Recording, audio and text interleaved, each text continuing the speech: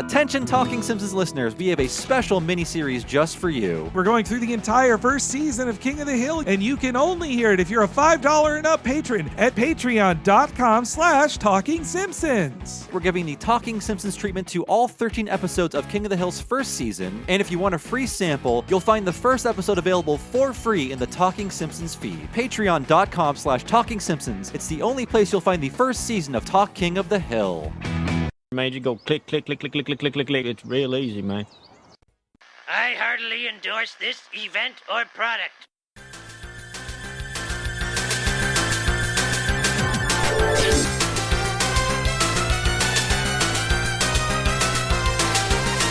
Ahoy hoy everybody, welcome to Talking Simpsons, where fire is the cure for everything. I'm your host, Quantum Presbyterian Bob Mackey, and this is our chronological exploration of The Simpsons. Who else is here with me today? Henry Gilbert, and don't forget Ken Starr, Bob. Oh no.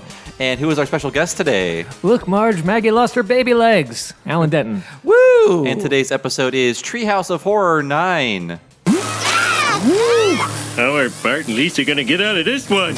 Today's episode aired on October 29th, 1998, and as always, Henry will tell us what happened on this mythical day in real-world history. Oh my god! Oh boy, Bobby, Soleil Moon Frye gets married, and she's still together with that man. Surprising. Like, every time we do a wedding on here, they are usually divorced at present, but not her. Punky's a good kid. Oh, Punky. Then the Yankees sweep the Padres in the World Series, which is why Simpsons broadcasting was so spotty for the last month in 1998. We're heading to the last Treehouse of Horror before Halloween, I think. I think we're reaching the years. Yeah, for a little while it happens in November, but all thanks to World Series. Honestly, It's fun, Halloween in November. we're lucky. If the Yankees hadn't swept the Padres, this might have been pushed to November as well, just because of it. And then finally, it's been just 1 week that Bare Naked Ladies are at the top of the Billboard charts. And that Nice song one. will play in every grocery store from here until the sun burns out. That's the one with the Sailor Moon reference in it, right? Yeah. Yeah, I want to groan louder, but I was in 8th grade and I memorized all the words to it, and I loved it. It like was everybody else. It was a perfect nerdy guy song to love then. Yeah. It was one of those songs that's a list of things, except we didn't start the fire. It was a themed list. It's like, here are things that caused other things to happen. And this is just like, well, here are some references. Chickadee China, the Chinese chicken. I like that his dreams like, well, I don't make films, but if I made films, they'd have samurai. Was he a weeb? Was he telling us this? I think so. Okay. I think so. Canadian weebs, eh? I welcomed it on the radio every time I heard it, but they really, I know I, as a joke, said that, but they really were only at number one for a single week, a single 7 days on the Billboard chart. Oh, That's really? it? Yep. I consider that song like the song of the year. I mean, it was huge for all of 98, but it just got shoved back. There were just bigger hits at the time. Probably like The Boy Is Mine around then. I think it might have been one of those. Yeah. My birthday in 7th grade, me and my bros went to see Titanic. Ooh. That was, so I want to groan at that too, but like, I was like, well, I guess this is the thing to do. We're all seeing Titanic, just a bunch of 13-year-old dudes having 2.5 hours of fun waiting for a boob. But, I mean, there was a boob. Did you hear about the boob in advance? No. Okay. I knew about the boob in advance, but I knew that was a 3-hour wait to see boob. Well, I mean, it's a good action film. They were like, it's a good boob. I mean, it is a good. I've seen the boob. It's good. I don't want to insult Kate Winslet. She has wonderful boobs, yes. but 1 hour of that 3-hour film is a really great action film, too. Like, it's a 2-hour romance film and then an hour of an action film also. Bob has still never seen it. He is really? Yes. Famously on this podcast. I've been told I don't need to now, so 3 hours can be spent in any way. Our previous guest, Kate Raff, she said you do need to see it. Well, she commanded you to. I still have not listened to her. I'm sorry, Kate. So the song that it dethroned was Monica's First Night, which then took back over after their 1 week on there. Don't recall that. And also right before that was Lauryn Hill's Doo Wop. And Aerosmith's August, don't want to miss a thing. Wow, it owned all of July and August. Like it had a long time up there. And the Bare Naked Ladies will go on to write the theme for another animated series. Anyone know what that Baby is? Blues. That's it. Yeah. That I met you. Yeah, before. that's it. That's the song. I think it was an It's all been existing done. song. Yeah. Yeah, I think it was. That felt like one of those sequel songs to a popular song that a band would make. Anyway, our guest, Yes, Alan Denton. Welcome. Hey, guys. So, man. Friend of Sonic the Hedgehog. Yes, from what I've you are. heard. Yeah. You know Sonic the Close Hedgehog. personal friend. Yeah, close personal friend. That's if you ask my nephews, that's what they think I do. They think I hang out with Sonic the Hedgehog all I'd day. let them keep thinking that. I mean, people, if you've seen fun memes from Sonic Boom, that's Alan's work right there, right? Yeah, it's funny because like I saw on Reddit once, like one of the jokes from our episodes, like made the front page of Reddit, and I was like, I should be getting that karma, you know? Like, wait, I wrote that. Some stranger's getting the points. So then I just started making image memes of like all of the best jokes from every episode, and then sharing them, and then I sort of became like the de facto PR arm of the show because nobody else was doing that. Mm-hmm. I think you can contact Reddit to get residual karma from good. jokes that are yours. Yeah. I have to find out. Well, yeah, I mean, you're a professional animation and comedy writer, Alan. Like, is Sonic Boom maybe your most famous thing? Or? Yeah, that's probably my most well-known work. I've also done some work on some other cartoons, and I was head writer on a preschool show that I don't expect any of your audience to have seen. I haven't learned all my shapes yet, so maybe. Our audience is old enough that they could have kids who have watched it, though. Yeah, if your kids watch Sunny Day on Nick Jr. season 2, I was co-head writer on that. Okay. But you know, I bounce around. I do a lot of stuff. You must have been a Simpsons fan growing up as well. Yes, so I was the resident Simpsons encyclopedia. In New Jersey, where I grew up, we got both the Philadelphia affiliate and the New York affiliate, which meant that I could watch syndication from both. And so I would watch Oh, nice. probably 4 episodes a day, 5 days a week. Yeah, being the encyclopedia of your group was such an honor back then in the pre-Wikipedia days. Yeah, it's a valueless skill now unless you do trivia night. Or a podcast. And I've both lost and won a trivia night, so it's not always, a guarantee. I met Matt Groening at like an animation. He was getting like an Animator of the Year award, and I told him, I was just like, I don't want to embarrass myself, but you should just know the Simpsons. I like The Simpsons a lot. If I told you how much, it would be embarrassing. And he was like, well, what are we talking about here? And I was like, I would watch it 4 times a day for like 6 years. And he just went like, ew. You weren't alone, though. That was like a lot of kids in the 90s because of how often that was syndicated. I think I didn't get 2 stations playing it, but it was an hour a day for me at a certain point. I got, we just had the hour. You were lucky then. That sounds like the closest thing I had to that situation was when TBS and WGN both had the Saved by the Bell rerun rights, and I'd watch an hour of it on one and then switch to the other on Sadly, cable. I did that too, and I didn't even like it. Yeah, that's such a downgrade. Yeah, I know, but it was just so easy to watch. It's just like, this is just not, I mean, before you go to high school, it seems like a cool show that's really about what real teens do. Yeah, I Just can't one wait to classroom. call timeout. I wasn't granted that power in high school. I was really let down in high school. That was my first letdown of like time for my timeout powers on freshman day. It's not working. When you started your career as a writer, like, was The Simpsons a big inspiration for you? 100%. I met the guy who was head writer on Sonic Boom. I kind of sidled up on him because he had written for The Simpsons. Oh, really? His name's Bill Freiberger. He wrote the episode where Lisa becomes a Buddhist. She of Little Faith. Oh, okay, cool. Wow. Yeah, if you're back in town, talk to Bill. So I sort of like immediately when I moved to LA, I came across him and just was like, we should hang out. We should be friends. And that, like, eventually, that friendship, he hired me as an assistant on a different show and everything, and then onto Sonic Boom as a writer.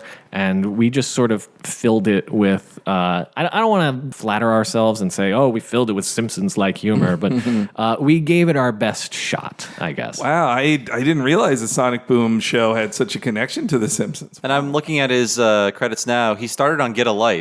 Oh, wow. There's a Sonic Boom Get a Life connection. Wow. No wonder. deep. No wonder Yeah, it's memed. Well, the Sonic, this has made me want to watch the Sonic Boom show more than I had before. It has an unfortunate connection to a game that wasn't very well reviewed. Yeah, it does. But that is not a knock on the show at all. Like, you guys were doing your great work unrelated to that. Yeah, how do I be political here? We just kept our heads down and made our show and had faith that everybody else was doing just as good of a job. I'm sure they did. They worked really hard. Yes. Yeah. So, yeah, we gave you possible episodes too, but we went with a Treehouse one. Are you a big Halloween Simpsons fan? Yeah, I love them. I would kind of look forward to the Treehouse of Horror every year. If it actually landed around Halloween weekend, that was the big bonus. Yeah, I think next year's is on Halloween. Okay. This one is a few days before. And it's 666 next year, right? 666? Episode 666. I meant in this timeline, Treehouse of Horror 10 is airing on Halloween. Yeah, they haven't announced. I don't think they've announced the air date yet for the next one is episode 666. It is. Yeah, for season 31, which wild to say that. But yeah, what are some of your favorite segments in those classic Halloween ones? Oh man, well, I would kind of lean towards the genre parodies, Dracula stuff, or the Fly parodies and stuff like that. Which was interesting rewatching this one. That this one stuck to the Simpsons as themselves as a family through all three segments. That's true. Yeah, I never thought of it that way. Yeah, they didn't shake it up with a full-on remake of something or them taking on different characters. It all starts as a normal episode, and then something crazy happens in it. Did you ever get to write a spooky episode of Sonic Boom? No, we had a thing with holidays on Earth might not necessarily be holidays in Sonic's planet. Oh, okay. And so we had that. We were able to get New Year's in because we said, well, that's just one rotation around a star. Every planet would have that. But anything like Christmas or Halloween or anything that was that would point back to an Earth culture. I thought Sonic was Christian. Yeah. A lot of drawings on DeviantArt would lead you to believe that. I take it those aren't canon. So do you guys have to create a Wookiee Life Day kind of thing for your show? Or? Yeah, I think we would dress Knuckles up a few times. I think there was a thing where on that New Year's episode, he was like, "Is this the holiday where we dress up in costume and threaten people unless they give us candy?" So that's the closest we got. I see. Man, I would have assumed Robotnik came from. Well, okay, that's not in the Boom universe. Sorry, I'm thinking of Adventure universe. Well, Dr. Eggman is the only human in the Boom universe. We do not get into his backstory because that would probably imply other humans, wouldn't it? So it's good when he is the only human. I will say that. Yeah, that's a good third rail. That's a third rail you got to stay away from. The talking about how is he here? That's one of my favorite things in Sonic goofery I've seen about the Adventures universe, where it's which characters have canonically had sex? Well, oh god, no. Robotnik's grandfather did have kids. What are you doing? I'm sorry. It comes up with anything there are so many orphans in cartoons because of that. You don't want to make anything a sexual being. But anyway, sorry, we're getting into dangerous going on? Sonic territory. No one's working after this podcast. So this episode, Treehouse of Horror 9 for the 10th season. It's the first in the production of season 10, right? It's AFOB 1. Yeah, and David Cohen's last episode as a writer. In fact, his credit is Dave Watch Futurama Cohen. Yeah, I noticed that. Stay tuned for 4 months? Yeah, 5 months. Yeah. And this is also one of the most star-studded Treehouses ever. There's a guest star in every act. Yeah, it depends on your definition of star, but yeah. Sure, yeah. They're guest stars. They're all called special guests in the credits. But yes, I'm most impressed by Regis Philbin. Oh man, he's done so much. Scully got that star power on his shows. He really Scully he knew the value of a special guest for sure, and got the most out of it. And yeah, I forgot that even the intro of this has a guest star in it. It really is every segment around a commercial break. So do you think Scully ushered in that era of celebrity worship on The Simpsons, whereas before it was kind of the punk? I think he did it more, but I mean, you can see in when Mel Brooks showed up in a limousine, that was of a similar style. Or like Krusty Gets Canceled. It's just like an all-star celebration of celebrity. And the baseball player one, too. Well, It happened less often, for sure, before him. Yeah. I think he indulged in it more and set up for the type of world we're in now where celebrities just walk into town. Hey, it's Elon Musk. And I think this also is one of like the bloodiest one in a while. I mean, there's implied violence all over the place, but it's actually not that bloody, really. I still think the Merkin one that he made the most violent is the most violent. Oh, yeah. The one with the shinning and the turning inside out fog. The children in and the blender. Yeah. That's, okay. Yes, this isn't as violent as that. But I do think, like, when it starts with Bart writing in blood, that surprised me. I was like, oh, this is kind of grisly. And same with, like, the intro that is a full parody of the old intro. I like how they remix Marge happily honking her horn. She's not driving to get groceries or from the grocery store. She's murdering Homer. She's running it over. I love that. Yeah. And the one of the most grisly things in it is like Bart's fall and his position of his broken neck. Yeah. At least his head is just embedded in the garage or something. Yeah. Oh no, that's Lisa. She gets embedded. Lisa. Oh yeah. But she's wearing a helmet. Oh, so she's dead but safe. Well, that must have been some sort of. Oh yeah. I think it's because she's wearing a helmet in the original animation, so they might want to keep it consistent to fool you. But that's a weird touch. She's killed with a helmet. So The Simpsons is saying helmets don't work. Everybody. I've seen so many.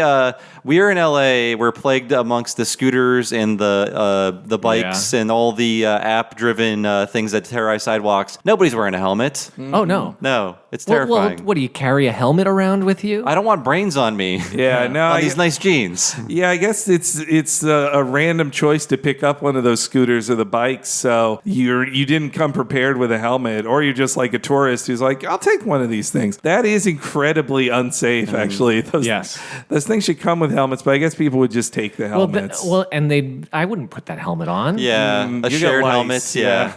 I went through that in Little League, and that was gross enough. Another guy's sweaty batting helmet. If I was a homeless guy, I would pee on every one of those. I'd see.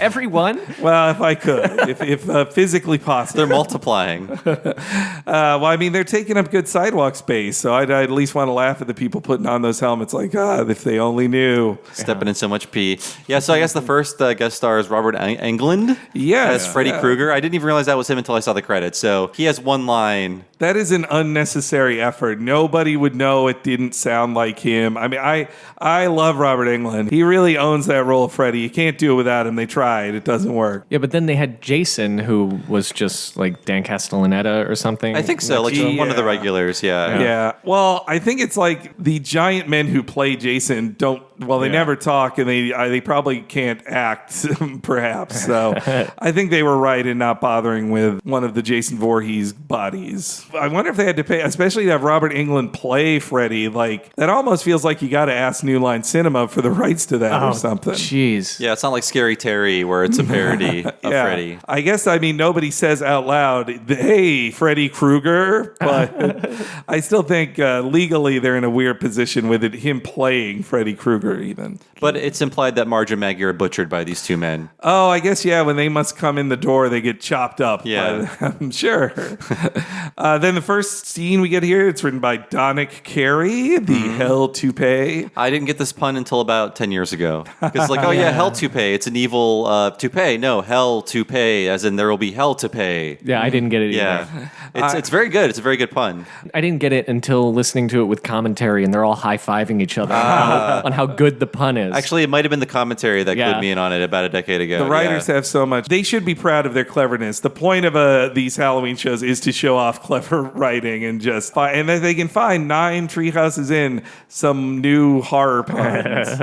I was also impressed they didn't. I think all the titles are animated, like they're fully animated. They're not written on screen, which I think they did in other ones of just chironing it on or whatever process they used. So Hell to Pay begins with, I think the grossest thing in the whole episode is the nacho cheese in there. Oh, yeah. Oh, it's so disgusting. Well, it's that sound, that squishy sound. They have so much good Foley, but that nacho. And his description of it too, like, nice lines. Let's see how it handles. He's describing describing working with a car, but a genuine hair comb. Yeah. but it's like a 10-cent comb. Oh, God, you smokers disgust me. Hey, Pooh, you got a breakfast cereal for people with syphilis? Hands up, scuzzbag. Nah, not you, the smoking scuzzbag. Oh, chill out, dude. I'll pay the fine. Nah, this time you won't. This is your third strike. First you torched that orphanage, then you blew up that bus full of nuns. Hey, that was self-defense. Well, you'll be seeing lots of nuns where you're going, pal. Hell, because the penalty for strike 3 is death. Oh, you'll never make it stick, dude. Will too, because this place is full of witnesses. Apu, that scuzzbag Mo. I'm not going to forget this, dudes. I'm going to totally kill both of you. And don't forget Bart Simpson. He's a witness too. Right, Barty? Oh, you are so dead, little dude. Thanks a lot, Chief. You kids crack me up. He simply can't hear Bart's words. This is one of the dumbest Wiggum scenes ever. They get away with a lot of it because it's Halloween, so they can make him extra stupid. And Bart's hiding between those very conspicuous Great White Hunter and Nuke arcade machines that they've had since season 1. They're not jokes. They're always there in the background. There's this giant, bright orange arcade machine that says Nuke in green letters. It draws your eye in a bad way, I think. It just gets grandfathered in, like, into season 10. It's something you always have to draw into the Quickie Marts. I had forgotten the 3 strikes joke in here. Yeah. Which you did some research on this? I did do a little research on it. California's 3 strikes law was even controversial when it was implemented in 1994, but it was one of those classic bipartisan tough on crime kind of things. But it was also a voter, brought up by politicians, but the voters of California chose it. The short version of it is, under California's controversial 3 strikes law, people who commit 3 felonies can be jailed for 25 years, even if the third offense is considered minor, as happens in this. You shouldn't base your laws around how many lives you get in Super Mario. That's what I have to say. Baseball has told us how to run our government. The baseball analogy will ruin someone's life. Let's do it. Yeah, anytime we can apply arbitrary rules, and more bureaucracy and kind of take judgment out of the equation in law enforcement, that's a good thing. The 3 strikes law is one of those things that in government, or when you hear about a law, it sounds, just on its surface, you're like, oh, well, yeah, that makes, common sense. If you do have 3 felonies, you go to jail for life. Like you struck out 3 times. We're trying to be nice to all these criminals. But in reality, it is applied, shockingly, by America's criminal justice system. It's applied in an unequal and often racist way. So if the third one's a felony, and if you increase through drug charges being called felonies even for simple possession, you end up with a lot of people with 3 felonies who go to jail for the rest of their lives on pot charges or other nonviolent charges. I don't think anybody actually got it for smoking in a non-smoking area. Yeah. But they are parodying that reality in this gag here. But it's, Or he's just put to death. Yes, but you can't, so there is no death penalty for third strikes. It is just 25 to life. But, honestly, he should have been put to death for the blowing up the bus full of nuns. Yeah, Springfield, how he is walking around free after those 2 things is pretty shocking, yeah. Though the 3 strikes law has been, it's technically still on the books, but it has been changed some through voter action. Like in 2012, voting measure went through that changed it, so it has to be like a violent felony for your third one, for your third strike, and it kind of weakened it. I think finally people had learned, this thing doesn't work like you think it does. And then in 2018, they started expanding parole boards to be a little more lenient on people applying for parole, even though they were given 25 to life with no chance of parole until then. And the timing of it, it's been around so long that a person with their third strike in 1994 is now just up for their first parole hearing for their 25 to life. Oh my God. Yeah, that's how. Okay. Sorry, these are depressing thoughts, but that's why they're making fun of it. Yes, it's bad. There's better podcasts for this conversation, but well, when you were saying it was disproportionately racist, maybe it's progressive that in Springfield, Snake is the one. Yeah. The most racist thing happening in the Quickie Mart is still Apu being voiced by Hank Azaria. area. He's fun in this one though, Apu's. But yes, yeah, he's Snake's the only person they could get away with putting to death on camera in the show. Showing his death, yeah.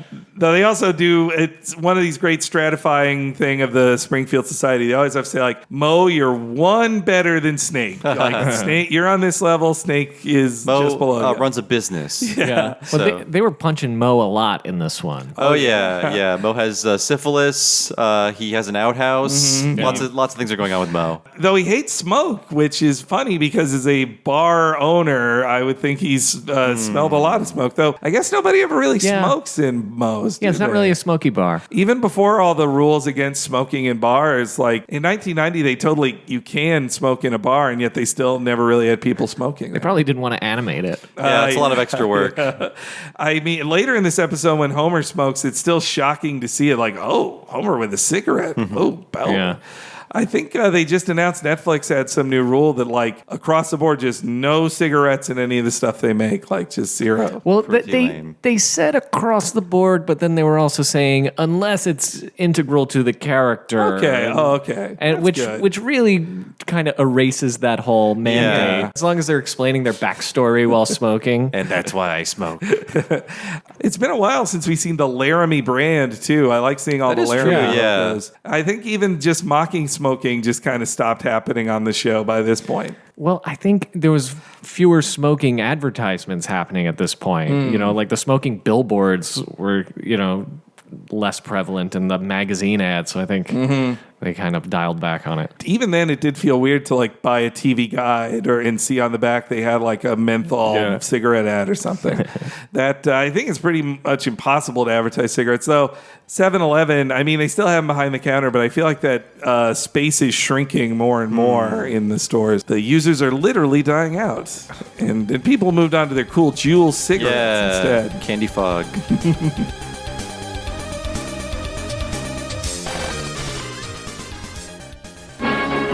The Simpsons will be right back.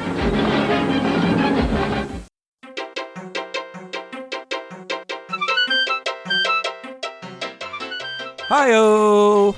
Hey, it's Henry here at The Break, and I want to thank you once more for listening to this week's episode of Talking Simpsons. And a big thank you to our guest, Alan Denton, another of the cool folks that we met in Los Angeles, California. And the way me and Bob were able to afford to stay in the heart of Hollywood was thanks to the wonderful support of patrons at patreon.com/Talking Simpsons. People supporting us at $5 a month on that subscription service make it so me and Bob can do this podcast full time, and we provide our patrons with a ton of exclusive content, like every episode of Talking Simpsons and What a Cartoon a week ahead of time and ad-free. Also, for $5 a month, you get access to our many Patreon-exclusive miniseries that you won't hear anywhere else, like me and Bob going through every episode of The Critic, the entire first season of Futurama, and the entire first season of King of the Hill, and tons of exclusive Simpsons interviews with folks who have worked on the series, including some who have been there since the very beginning. All of that exclusive to you, and tons more coming each month, only for $5 a month patrons. So please consider supporting the show at patreon.com/Talking Simpsons.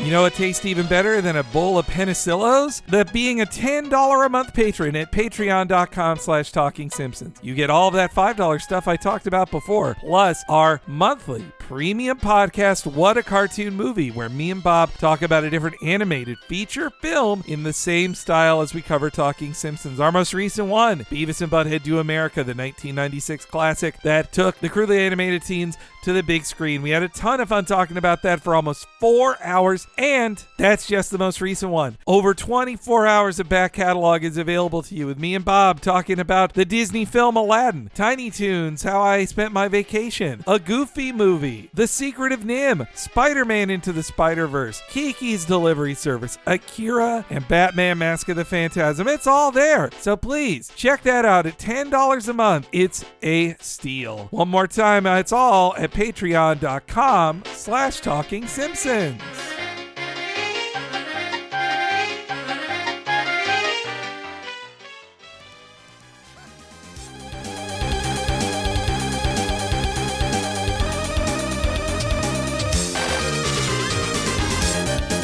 So Snake isn't just getting executed; he's making wonderful television. This is the era of world's blankiest blank. Reality television. On a Futurama, just a few months after this, they'll have. I like shows like World's Blankiest Blank. Oh, so I was stealing from Fry. You're right. No, I wasn't. I know. I wasn't calling you on it, Bob. I was wondering where that line came from. World's blankiest blank, and that's where it is. This is also we're gonna play the old death jingle here because in honor of this episode's only posthumous guest, Ed McMahon. Death stalks you at every turn.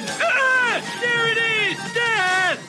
So he died in 2009 at age 86. So that's a pretty good life. And one of his last roles was playing Alf's sidekick on Alf's hit talk show on TV Land. Oh, and no. only 7 episodes. Oh no! Have you seen these clips of that show ever, Alan? No, I loved Alf too, and I never watched that. It totally made sense of like everybody still loves Alf.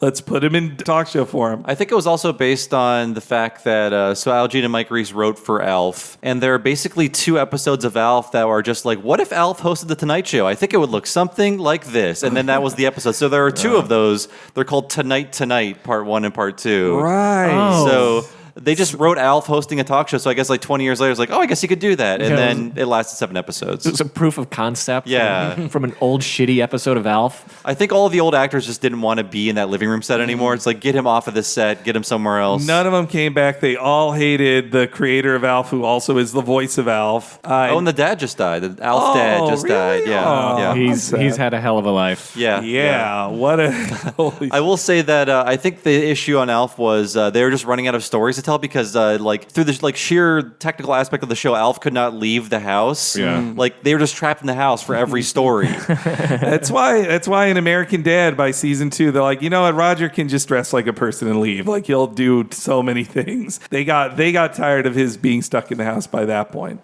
Growing up, I knew Ed McMahon most as the guy after the Super Bowl who gives out Publishers Clearinghouse prizes. Yes. Wow, that was quite an era. I missed that. I missed those things. That's I think how I first saw Ed McMahon too, because I wasn't staying up late watching Tonight Show as a kid.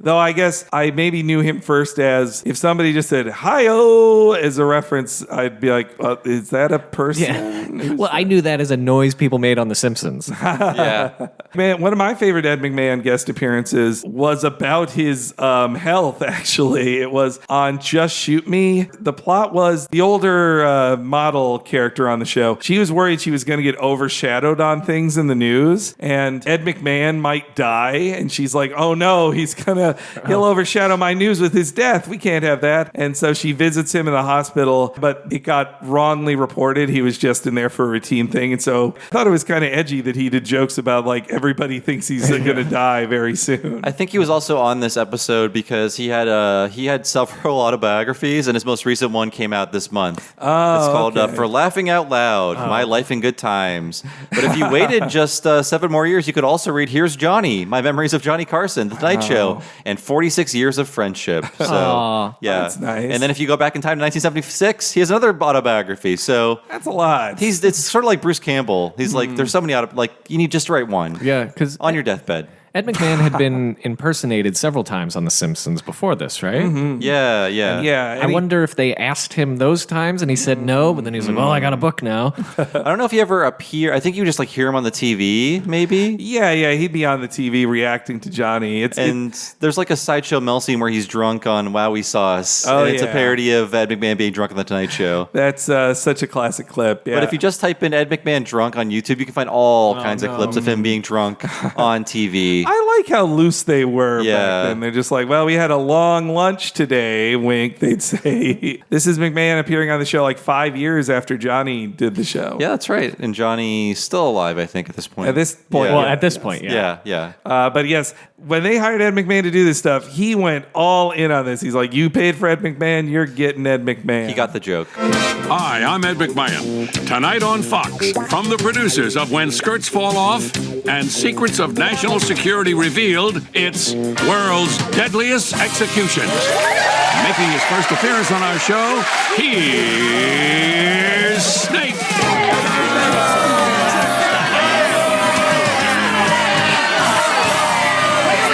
Thank Thank you, Chicky Paws. The chair? Oh.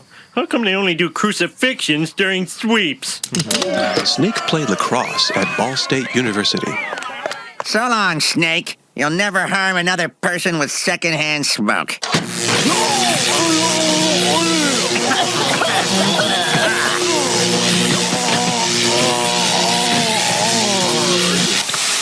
Dude.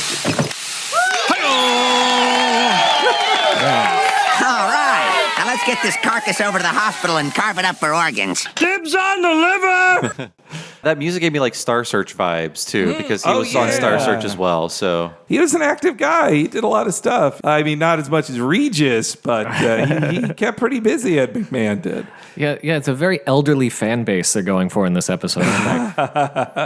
You know, I don't think America has yet televised like a execution. I feel like we're on our way, but not yet.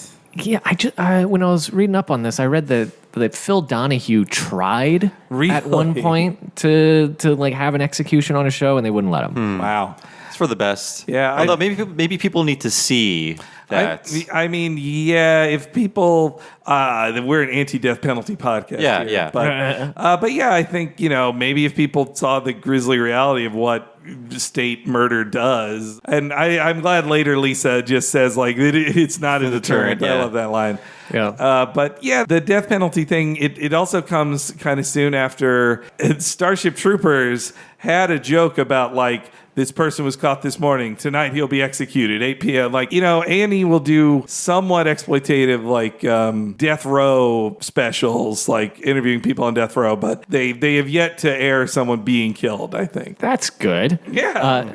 And it's like they're making fun of these shows, the world's blankiest blank shows. And like, again, I can't come in from a high pedestal on this because I watched all of them. I watched World's Deadliest Police Chases, and I also watched Magic Secrets Revealed. Like the thing specifically they're making fun of, I was watching. I remember like a year or so after this, when Freaks and Geeks got canceled. This was probably like 2 years later. Yeah. I remember Paul Feig, like, on the Freaks and Geeks website. I loved Freaks and Geeks, and on the website he was like ranting about, like, oh, I guess a show like this won't work, and people just want to watch magicians reveal secrets. And I was like, hey, I like magicians revealing secrets. You like both. Yeah, I like your thing, and I like The Masked Magician.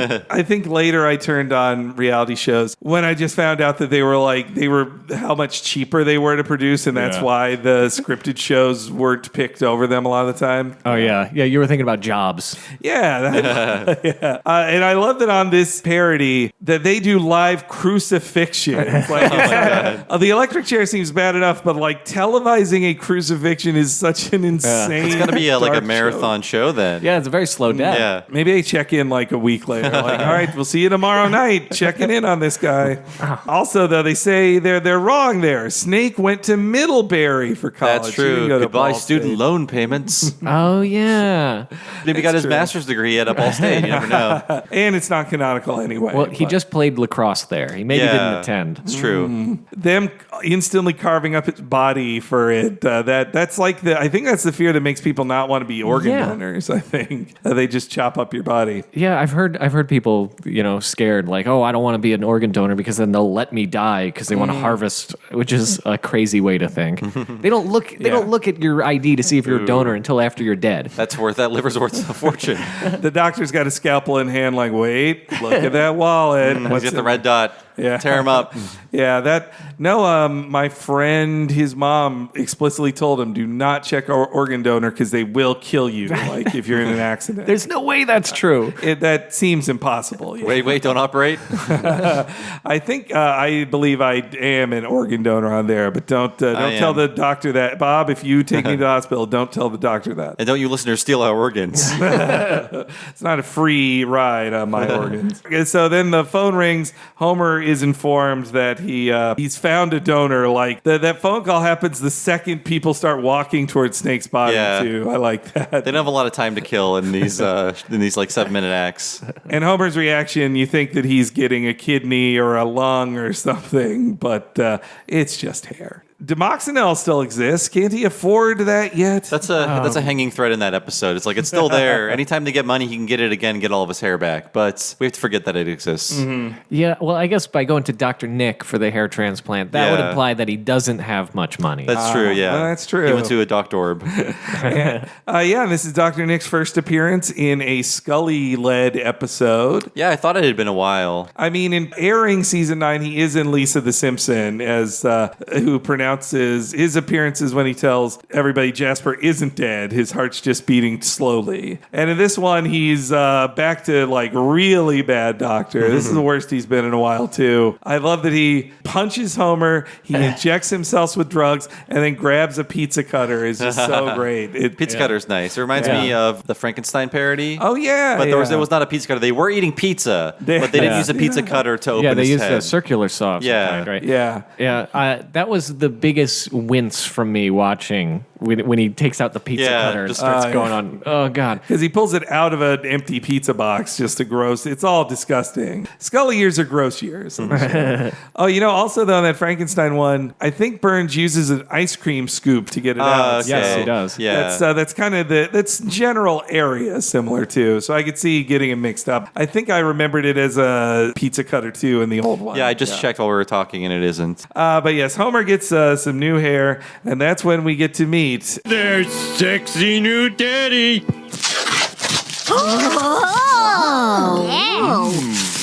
Wow. If your fly weren't open, you look just like Roger Moore. Well, it sort of reminds me of like the Samson and Delilah haircut, or one of his. He gets like 17 hair stylings in that. Though also the part really reminds me of Family Guy, which is like 3 months away. It looks a little like Peter Griffin, though I doubt intentionally. Yeah, he looks a little like Unky Herb too. Yeah. I like it's still a little while. It's still Snake's hair, especially when he turns into Snake. The hair transforms too. Like almost looks like sort of devil horns with a cowlick. Yeah, there's briefly. I paused it like as his hair morphs at least one time. It feels like a little in joke from the animators of a little pair of horns as it resettles. But it's also a weird drawing that like when they're saying if your fly wasn't down, they're all looking at his crotch area at his down fly instead of his hair. It's such a weird drawing. I just went back to the drawing. They are looking at his fly. Yeah, it's strange. Yeah, and he doesn't do anything to correct it. He just continues to stand there with his fly down, presenting himself. With his arms at his side, like, well, it's down. Like, it sure is. I mean, he's so proud of looking like Roger Moore. He's like, what if I zipped up my fly? I might look less like Roger Moore. Homer goes to bed, and then the hair transforms into Snake's pompadour. I like it going into his brain through his skull. Oh, yeah. It looks really painful when he tears it off at the end. Yeah, when he tears it off, that shows that he has a second scalp. They kept his original scalp. I don't know. It seeps through the Homer scalp and then into the brain. He should have an exposed skull under that. Yeah. I guess it was a skin graft and he only ripped the hair out, not the skin, I suppose. It's really subtle, but like Homer's facial expression does change when he becomes Snake. Like they give him more of the scrunched up eyes and like stuff. The wiggly mouth. Yeah. Snake first Homer approaches Apu, and Apu, I love how sassy he is. Like he thinks he's in like a Friends type show, like, ooh, I love you and your sexy new do. Then he doesn't realize that Homer's voice sounds different, and that's weird at all. I like how the murders he commits are in the first person. It's like a horror movie. Yeah. The Apu one is really good. I really like that one a lot. How like she like pushes him back into the squishy machine. And a great just wavy mouth on Apu's no. So good. Yeah, I mean, it really puts you in like the horror of seeing Homer do such a thing to a beloved character like Apu. Ooh la la, Simpson. What can I do for you and your new do? You sent me to the chair. Snake? But you're dead. I know you are, but what am I? No! And the fluffy kitten played with that ball of string all through the night. On a lighter note, a Quickie Mart clerk was brutally murdered last night. I can't believe it's horrible. Who'll run the Quickie Mart? Yeah. I'm afraid we have no leads, but I can safely say Apu did not suffer. Looks to me like he suffered a lot, Chief. Oh, geez, Lou. How long are we going to let me keep drinking this thing? Who'd do such a thing? Marge is always worried about who's going to run Quickie Marts. I love that they brought that line back. Yeah, that's even more cruel than any other time she did it. Like, Apu is their friend. He got married in their backyard. And yet Marge's first reaction to his murder is like, well, who's going to run it now? Like, is the Quickie Mart going to be closed?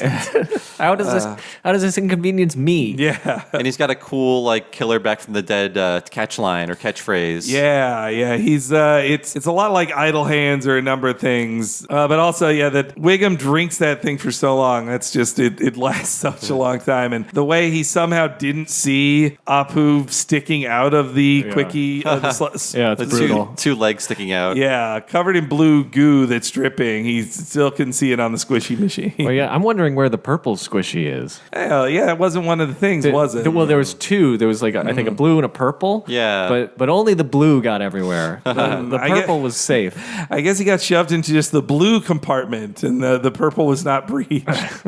You're right. This has to move really fast. This one, Homer has to quickly kill the next guy. Though it is shocking when he lights up as Lisa is going like, "Who could be doing this?" Yeah. Like, the family should be like, "Why are you smoking, Homer? That's weird." We then get to see filthy old bartender Mo. Morning, Homer. You're looking unusually focused this morning. Shut your squeal hole, booze jockey. I'm gonna, totally waste you. Somebody's a grumpy Gus. What? Yoink. For crying out loud. God. Another of Springfield's beloved citizens was murdered today. Filthy old bartender Mo Sislak has watered down his last eyeball. Oh my God, everyone Snake swore revenge on is being murdered. It's almost as if he's killing from beyond the grave. I told you capital punishment isn't a deterrent. Don't you get it? He swore he'd kill me too. I'm next. Don't worry. I'll protect you. Little dude. It's a very clean heart rip. Oh, yeah. It's like cleaner than a Sub-Zero heart rip, I think. Yeah. Well, what do you guys think about the snake voice coming out of Homer? I never really warmed up to it. I think they changed enough of how he acts and his appearance to make it work. I expected it to be kind of alienating to me, but it still works. I don't know why. I think they still remember body language that he moves around so much like Snake. There's a couple bits when he's on the bed looking down at Bart. It did feel a little weird to me there. I'm like, I'm taken out of it how he sounds out of Homer's body. Yeah, I liked him saying yoink when he kills Mo. And Mo was just mildly inconvenienced by getting his heart ripped out. It was a clean pull. Yeah, it's a good callback to the food for people with syphilis joke too, because Mo is eating penicillos. That was penicillos alone it's a good joke, but when it's a callback, it makes it a better joke. Yeah, I like too that it shows you that people like Apu more than Mo, because when they kill off Mo, they're like, no, all on screen, no one's care. Like have him flop down disgustingly in his bowl of cereal. Apu, you got to do off screen. It's you like him too much. This file photo, I love a file photo gag. That's one of the best ones. Yeah, he's getting out of like a 1930s outhouse with his pants still halfway down. And he sees the camera. He's like, what? Like, you can tell he's shocked he's being photographed. Which, who is taking that photo? I also like that Kent doesn't care about any of these murders. He's just like, watered down his last highball. Homer helps close up Bart in his room, and that's when he finds out there's no way to get in or out. And it takes Bart a long time to realize Homer's trying to kill him and who is doing it. But I guess, ghosts aren't real in this universe, so that wouldn't be your first thought that he's Snake. As he's gonna really mess up Bart 2 with that sledgehammer. It's harsh. That's another of my favorite gags. It's such a cheat, but the My School Picture. Oh, yeah. The close up of Bart screaming to smash the picture. Yeah, and then you found out that Bart's school picture was him in scream pose. Yeah, mid-scream. But he's kind of proud of it. He's like, oh, my school picture. Well, he framed it and put it in his own room. Yeah, but when I first watched this as a teen, thought I was going to have a real somebody get fired for that blunder moment, because I was thinking, watching it, like, Bart went from his green pajamas to his orange shirt. Guess they messed up, but that's part of the gag. That he's wearing his orange shirt at school for his picture. I didn't know the shirt was different. Wow. Yeah, Okay, they made sure to change it, but in my very first viewing, my snap reaction was, they messed up. They miscolored his shirt for this show. Wow, you noticed immediately? I swear I did. Whoa. Yes. I'm not bragging. I'm just I'm not a hero. I just know You're the not shirt Superman. colors. Yeah, I'm not Superman. But yes, as they all charge into the room, everybody has figured it out. My school picture! Daddy would like a word with you, Barty. Help! Dad's trying to kill me! It's hammer time, Snitchy. That's Snake's voice. Of course, the transplant. Somehow Snake's hair must be controlled. Oh, please, Lisa, everyone's already figured that out. You've got to fight the hair, Dad. But I look so youthful and hunky. The kid's gotta die. But I love my son. More than a lush head of hair? Don't make me choose.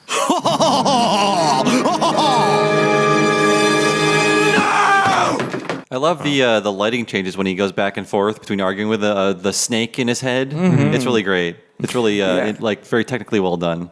And another great shot, like art-wise, was from the ceiling perspective, where you see the whole room they're running in. It really, I think it adds to the tension more of the scene because you realize how cramped Bart's bedroom is. Yeah, it's really claustrophobic. Yeah. So when I was watching this, does Maggie always wear a white nightgown? Actually, I think this is a rare. Yeah, I think normally she's just in her blue sweepy outfit. Normally, I think it could be a mistake. Honestly, well, I don't know. I mean, it's multiple shots, so I don't know if it's a mistake. I think it was just like they're in their bedtime clothes, and I think maybe a couple times I've seen her in a different colored one than her blue one, but usually she's in her crib in her normal blue outfit. She's always wearing pajamas, but it is a white outfit this time. Yeah, it is an odd. It's slightly distracting, I guess. Well, it resoundingly doesn't matter. But everybody is in their night clothes for this sequence. That also is actually, it's even weirder that Homer is doing this not out in his snake costume that he's in all the rest of the episode, but in his classic blue pajamas too. But he rips off his hair. He rejects Snake, and you think it's all over, but the toupee is still alive, and it jumps on Bart's face, and it's so funny. But I can't believe they got away with Homer punching Bart in the face 3 times. Well, this is Scully era here with the walking toupee and the punching in the face and everything. Yeah, just an excuse to punch Bart in the face. Well, that was my biggest laugh of the episode. It was for me too, I think. By punching Bart in the face, he thinks he's saving Bart too. Well, so there's a turn there because Homer doesn't punch Bart when he's mad at Bart. So he thinks he's protecting Bart by punching him in the face. And then when Bart insults him, he goes to choking him. Yeah. Because he'll never punch him in anger. Mm-hmm. It's an important distinction. It's true. Yes, yeah. Coming in to save the day is Chief Wiggum. There's no explanation of how he figured out it was Homer that was killing these people, but let's say they figured it out. Yeah, let's say Moe's body led them to the place. You're under arrest for the murders of Mo Sislak and Apu Nasa Pasa. Just Mo. It wasn't me. It was the hair. Freeze, hairball.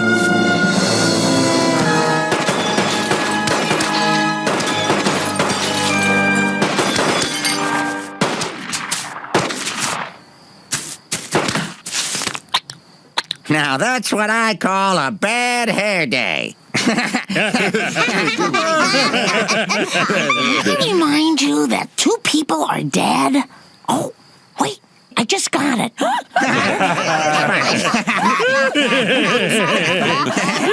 hair day. Marge got 2 really good lines in that last scene. Yeah. They spend so much time dunking on Marge in these seasons, but I like that she finally gets to like dunk on Lisa, like that she gets to tell Lisa, like everybody's figured it out, Lisa. Like for once, Marge is the more like self-aware than Lisa is. Marge innocently did not get the very obvious joke of like bad hair day, which even by 98, a bad hair day joke was old. Maybe that's why it wasn't, because when watching it, thought it would be more in character for Lisa to scold everybody, but it was probably because of that tag of, oh wait, I just got it, that they were like, well, that shouldn't be Lisa. She would be smart enough to get it. That's I think a good reason to do it. Yeah, I agree. They shoot the toupee so many times too. I love that. It's one of those ones where it's like 5 seconds longer than you expect it to be. I love that. Yeah. And Maggie gets to keep the bloodied scalp as a stuffed animal or something. I guess so. Yeah, it immediately softens this incredibly murderous section of the episode. Yeah, how do you stop a sentient piece of hair? And it's like you have to shoot it, but a lot of times. It has no organs, but somehow it does respond to pain. Like, yeah, the toupee should just stayed on Bart's head because they weren't going to shoot Bart in the face, right? Or would they? Yeah, it could have seeped into his brain that way. Yeah, just take Bart back over. But so that was the first segment. Then we go to a commercial break. Come back. It's time for The Terror of Tiny Toon. Do we know the reference? Only from Google. I've never heard of this movie, I haven't either. It's the only musical Western with an all little person cast. It's called The Terror of Tiny Town. Wow. Oh. What was your I just knew it as a title. I didn't know it as what the plot was. Yeah, like I thought of Tiny Toon Adventures. Yeah. Calling it Tiny Toon, probably not great. Not a great idea. No, yeah. But wow, it's all about. It's an all little person film. That's a Western. Man. I'm sure it's very respectful to them because it was made in 1938. So I'm sure you can watch it today. Nothing's offensive about it at all. It really holds up. Yeah. It definitely sounds like the type of bad B movie that Simpsons writers would hate watch together. It does feel like a reference they'd all have. But this one's written, speaking of writers, by Larry Doyle, who the only reason I bring that up is because he's the writer of Looney Tunes Back in Action. So he did a lot of this is his skill of the real world intersecting with cartoons. Oh yeah. So he's kind of a ringer. I wonder if this got him the job of see, this guy can write animated characters interacting with real people. He also worked on a bunch of, as we learned from our Daffy Duck podcast, that Larry Doyle oversaw a bunch of Looney Tunes cartoons that did not come out. Most of them didn't. Yeah. And apparently they were not very good and kind of mean-spirited. But there you have it. I guess the failure of Back in Action is why those shorts were never finished or fully released. I think they eventually, whatever ones they finished were put out on the Blu-ray, the DVD collections of the Warner Brothers shorts. Oh, yeah. In the late 2000s. Hey! Tonight I'm going to suck your blood. Okay, get ready for the violentest, disembowelingest, vomit-inducingest, itchy and scratchy Halloween special ever! Hey! Sorry, but if I let you watch one of these gruesome Halloween cartoons, I'd be a pretty lousy mother. Why don't you kids come trick-or-treating with Maggie and me? Nah, it's too early. I need to work under cover of darkness. Oh, Homer, you're not going as a hobo again. Going where? Well, we're leaving. And remember, no itchy and scratchy. You better take these batteries just to be sure. Mama took those batteries. She took them away. Mama took those batteries. Size AA. Marge is assuming the role she had in the first 3 specials where she would come out and say, this is too violent for children. Please tuck your children in. Do not watch this. So she's sort of redoing that here with the Krusty's special. Yeah, it's a fun kind of callback. I like that a lot. Yeah, it's kind of like I don't know, this thing where I think they're trying to make the parents at home feel guilty right now. I don't think they want anyone to keep their kids away. It's too late. But they've already survived 1 act at this point. Yes, yeah. But they're like, oh, now we're judging you. If you stuck around after the commercial break, you are a bad parent officially. The kids didn't realize you just go find the flashlight or find the other remote and take the batteries out of that. Well, I mean, their TV has knobs on it. Yeah, hey, stuff. Wait a minute. They could turn it on manually. You are correct. I noticed in that sequence, there's a bunch of jokes kind of on top of each other that make me think of the Scully years, in that the characters just are whatever they need to be for that joke right now. Krusty is reading right at the start. Yes. There's a door on the kitchen, and that door is not normally there. Yeah, but Krusty was not reading very well. That's true. Yeah. I remember that door in Lisa, the vegetarian episode, because Bart was like, cartoons don't have morals, they're just things like people getting hurt and stuff, and then Homer. Oh, and Homer throws the door. Yeah. So I think there is some. That's the only time I can think there was ever a door there. If there's a door swinging joke, I think like Marge walks in and out of the kitchen at some point, and like the door swings and the kitchen's dirty again or something like that. Oh yeah, in some episode. Yeah. So it's the magic joke door. Yeah. They should be terrified when they see that door. They're like, a joke's coming. Someone's gonna get hurt. As a pacing of the gag, that song ending with a slam of a door is so fun. It makes the song twice as funny. Yeah. Yeah, and that also the Tonight I'm Going to Suck. Love that. Yeah. And Homer, great like sounds from Dan Castellaneta as he is hobo style eating beans out of a can. Yeah. Covered in filthy like clothes. Homer has rarely looked worse than the top of his shoe has come unstitched. And Bart, his eggs, 4 of the 6 are going to people in the house he's in. Why even leave the house with the eggs then, He needs to think big with this egg plan. Half of them are Dad. It's 3 for Dad, 1 for Lisa, 1 for Flanders, 1 for Skinner. Yeah, trick-or-treating used to be important to the kids, but again, it's just sort of, it's Halloween, this is what we need. Well, meanwhile, Maggie seems really excited for this trick-or-treating, which I've never seen a 1-year-old alone be taken around trick-or-treating. Yeah, like just carrying your baby from house to house. Give this child candy, please. She can't eat it yet, but please. She will choke to death, but give him now. We'll put it in the freezer. This Twix will be good for 4 years, for sure. I mean, I would think Marge is just, Homer's going to eat that candy. What am I saying? The candy goes to Homer. But so they leave, but Bart has a brand new plan. He's not going to just replace them with regular batteries. He's going to put plutonium into the remote. And actually, this whole sequence is reminiscent of the first Bongo Comics crossover. I don't know if you guys were Bongo Comics readers. No, I wasn't.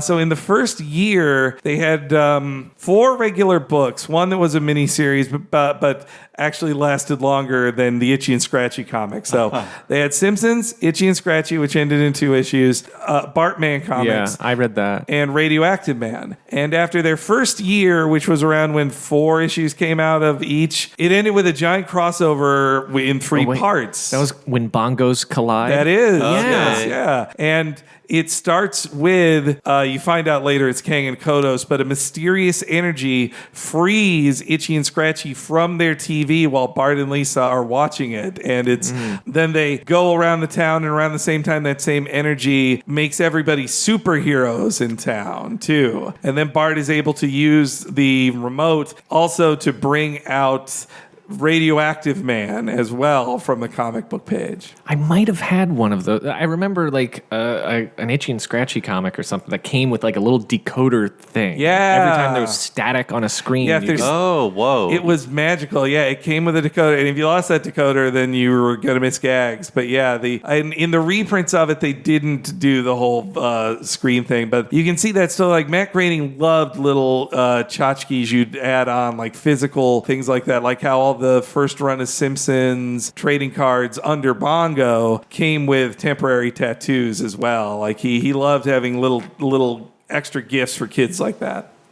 And but yeah, it's a similar start to When Bongos Collide, though. In that story, every person in Springfield becomes a 90s style superhero, and it's pretty funny. Like my favorite gag, I remember that, is that the senior citizens become not young blood, but old blood.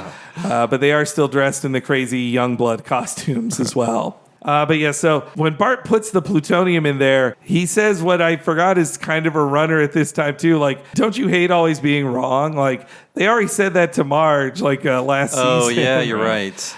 Sometime. Bart and Lisa turn on the TV. They're able to watch Itchy and Scratchy, but they're then pulled into the television. Hey, Lise, we're characters in a cartoon. How humiliating. Look,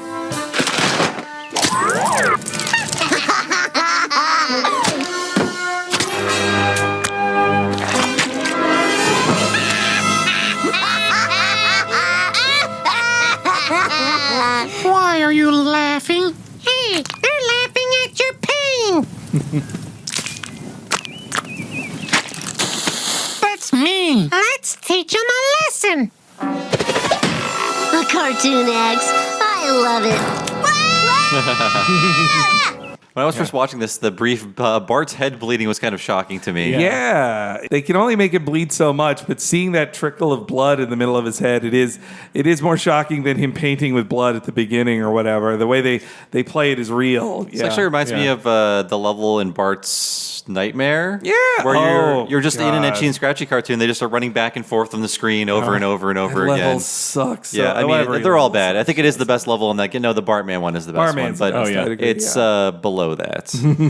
Yeah, I always feel weird when there's like extended Itchy and Scratchy talking. I've never warmed up to it. I just want them to giggle and scream mostly. Yeah, I think in the original ones they stuck more to like the Tom and Jerry rules of like Tom and Jerry don't talk, Itchy and Scratchy don't talk. But now it's more like late Tom and Jerry, where it's like no, Tom and Jerry do talk. I think it's more they're talking because Bart and Lisa interrupted their cartoon. Yeah. I like too that Itchy seems to take no pride in what he does to Scratchy. He's just like, well, look, it had to happen, but these people are bad. They're laughing at you. And I do love too that when the blood splatters on them, Bart and Lisa are just laughing like they're as we've seen many times, they're fully desensitized to Itchy and Scratchy.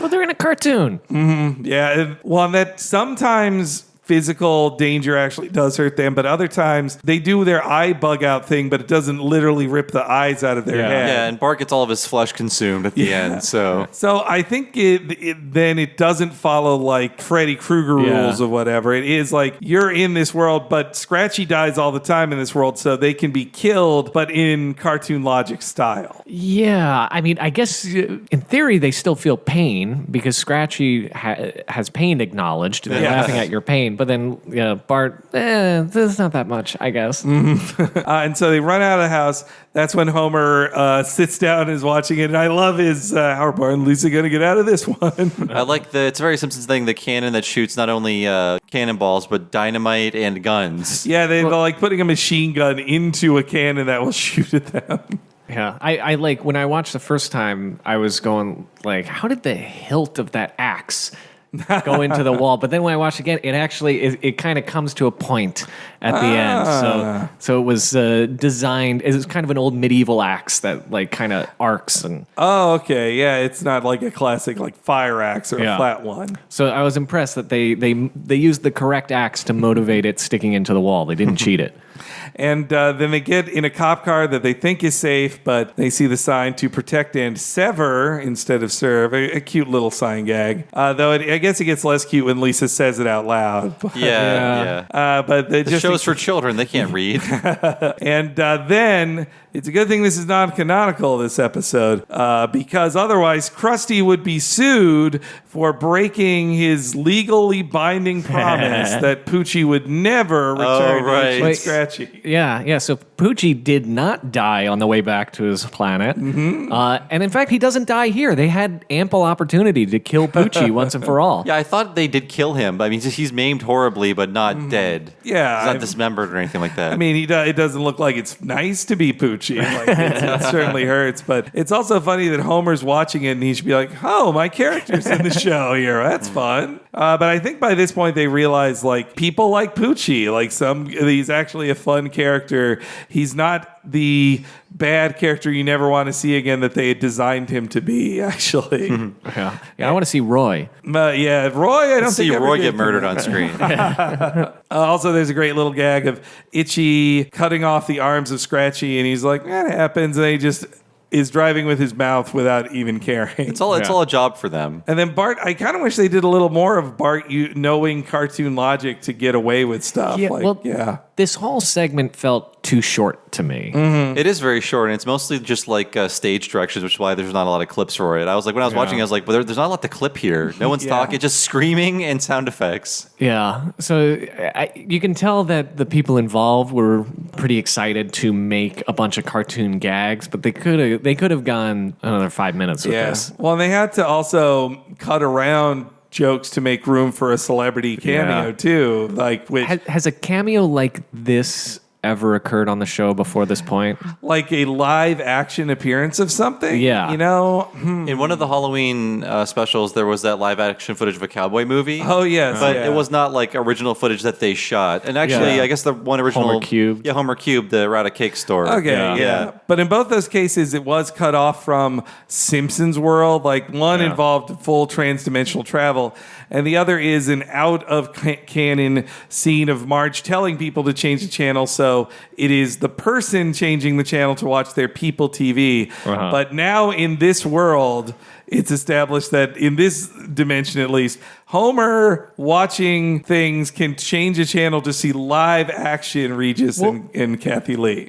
I didn't understand why not just do it like they've done every cameo and get Regis and Kathy Lee to do some voices, Simpsonized. Yeah. It is a fun magic trick. I don't get why it's these two, but it's... Well, they'll do anything. It's still fun to watch. I think it was also happening at a time when like South Park was being really mean to her, and they're just sort of having fun. This is not made to make fun of them. It's something people were like recognize, and they're just having a little fun with it. But it's not like let's make fun of these two, you know. So I had never, I didn't really watch Regis and Kathy Lee. I knew it as a reference, but like, I mean, during the summers, if I was free in the daytime to watch things, I just felt like the mom interview show. It just did not feel for me as a teen. My mother watched it daily. Wow. My grandma watched it daily. Yeah. My parents flew down to Florida when they were doing a week of shows in Florida. Really? And they, attended the taping and stuff. Wow. Yeah, which was weird because my family's in New Jersey. They could have gone to New York anytime. It's right across the bridge.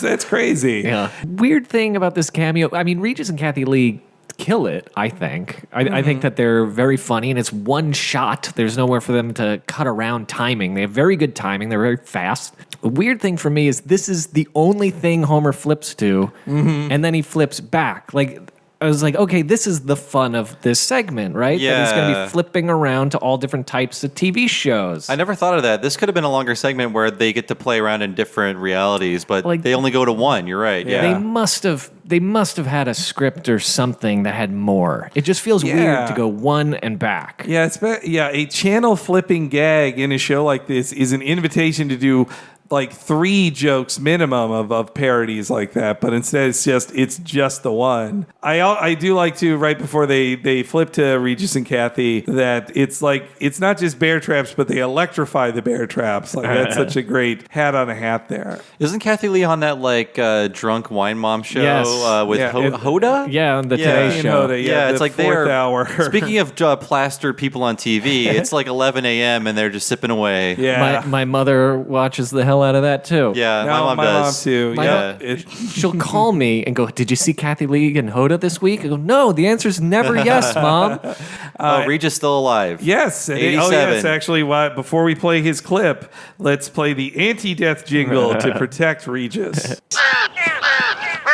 Buzzards! I ain't dead yet! So also, this was like right after Kathy Lee Gifford's husband, Frank Gifford, cheated on her. And I think she was trying to restore her public image. Like, no, I'm cool. Like, I'm not just the cheated on wife. I'm a cool person on The Simpsons. She doesn't have to restore her image for being the world looked down on her for it. The world looked down on her for sure. I mean, she did not cheat, but it's just like, well, of course, Frank cheated on her. She's a bitch. That was like the reaction to it. Then the tabloids. He's good at football. Yeah. I mean, everybody hated her. That's why she was a target on South Park. Well, I mean, growing up with my mother watching that show all the time, she would just constantly talk about like her little kid Cody, and that was like one of the things. Cody said the cutest thing today, like that was like a critic joke or something. Yeah, you would see the jokes about talking about your little kids on TV shows. People were pretty sick of hearing about Cody, which I guess he's probably like 40 now. I think. Actually, the South Park that was had her on, I was like, Mr. Garrison was going to assassinate her. Yep, she was going to die because they also had a joke about her real name being Kathy Lee Epstein, and it felt like they were like shaming her for changing her name. It was really for taking her husband's name. Okay, the very famous football player. Yeah, I think her last name is actually Johnson. Oh wait, it was Epstein. I'm sorry. Okay. Yeah, she married some guy named Johnson. My bad. Okay. Well, because I also remember that from Jiminy Glick interview with her, where he asked about it too, like, why did you change your name? She's like, well, people hate Jews a lot. She pretty much responded. Oh my God. So she said she was doing it just to help her. Not exactly help her career, but definitely she was like anti-Semitism. That's why. Like she just straight out said it. Wait. So is she Jewish? She seems the most waspy white woman. She does, right? Well, I mean that name though. Even if you want to be a beauty queen, that's going to turn anti-Semitic people who I would assume are beauty queen judges, they're turned off just seeing that name. They're just like, oh, how dare she have that name? When she left the show at Regis and Kathy Lee in 2000, it's crazy to think that, like, I don't think anybody remembers her doing that show now. Like, Kelly Ripa just so took it over, and most people viewed her as more likable than Kathy Lee. Yeah, too. She didn't get the blowback that Kathy Lee did. She was on SNL. She hosted SNL too. Yeah, Kelly Ripa makes fun of herself even more often, and is she's a better, I think, comedy actor than Kathy Lee is in her many guest appearances. Although again, Kathy Lee did a good job. She did. I have no complaints about the job they did. I just thought it was a bizarre segment to have on the show. And that because they film in New York, it meant they had to fly out to Simpsons had to go across the country to do it too. That's right. Which there's lots of morning shows they could film with in LA, but they went to New York for it. I mean, maybe they wanted a trip to New York. Maybe that's why the show did it. I've done that. That Switch preview event was pretty fun. Yeah. I mean, maybe maybe it was like a little late thing that it would be difficult to animate, or maybe having animated Regis and Kathy Lee would not hit the cartoon clashing with non-cartoon show right. Yeah, I guess that does fit more. Yeah. Boring. I'm telling you, this cilantro really gives it a zing. Reach, there's no cilantro in it. What? Oh, God! And this soup is out of control. Hey! My eyes, my beautiful eyes. Oh, that's it. I'm going home. Dom DeLuise can interview himself. Oh, Itchy's house. This is where we came in. Look!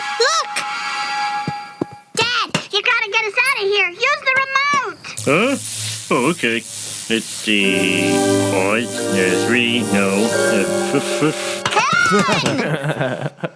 I missed that one. Yeah, that was good. Yeah, I think I missed that when I was watching it this morning. I heard FIFA, but until this clip, I was like, oh yeah, he says 3 before that, which why would 3 do anything either, Homer? Regis Philbin still with us at 87. He left that show in 2011, but he still will appear in stuff. He's not fully gone. Are we in the final answer time of his life yet? I think it's 99. Yeah, this is a little early. Yeah. Because I think that would make him even more popular for sure. Oh, yeah, that was the real boom in his, if you're our parents' age, everybody remembers him on the Joey Bishop show. Of course. But then he was the Kathy Lee's co-host character, and then people knew him as the millionaire guy, and then people knew him as the old man who won't let Kelly Ripa speak. And also the Regis Philbin, according to Guinness Book of World Records, the man who spent the most time in front of a TV camera of any human ever. Oh, wow. Whoa. Yeah. Well, because he's been on TV since his early 20s. That's 60 years of basically always being on TV and filmed daily, at the least once a day. And in the millionaire era, he had it was on 5 nights a week. Yeah, so basically 4 hours of him per day, 5 days a week. And then to film all that's just so much time. I mean, maybe there's some newscasters like Larry King could be close. Yeah. I mean, he's still on Hulu, and I think he's as old as Regis. That show. Oh. He's Regis needed more jobs where he always is sitting down. He has to stand up sometimes, but Larry King just sits. They had those big stools on Regis and Kathy Lee. Yeah. I think he needed more back support. And so Homer, switches back. They're back in Itchy and Scratchy's house. He almost sounds disappointed too. Bart's like, this is where we started. I think the viewers are feeling the same way. I want more fun adventures with this premise. But Bart gets his all of his skin bit off by a fire hose of piranhas. I like the fire hose full of piranhas. And they're dressed like firemen, right? Yes, were they? I think so, yeah. The Itchy and Scratchy were, yeah. Lisa finally tells Homer how to get them out. We have a happy ending. Yeah, using instruction on how to get out. And how does she know? She's never pressed that button to get out before. Oh, please, Lisa, we all figured that out by now. Ooh, that is gonna hurt tomorrow. Dad, push exit!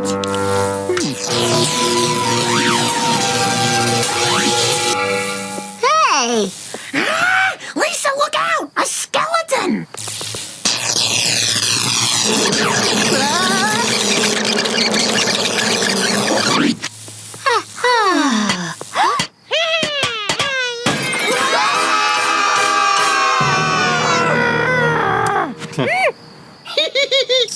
Look how cute they are. Look at him go. You're beautiful. Oh, somebody's in love.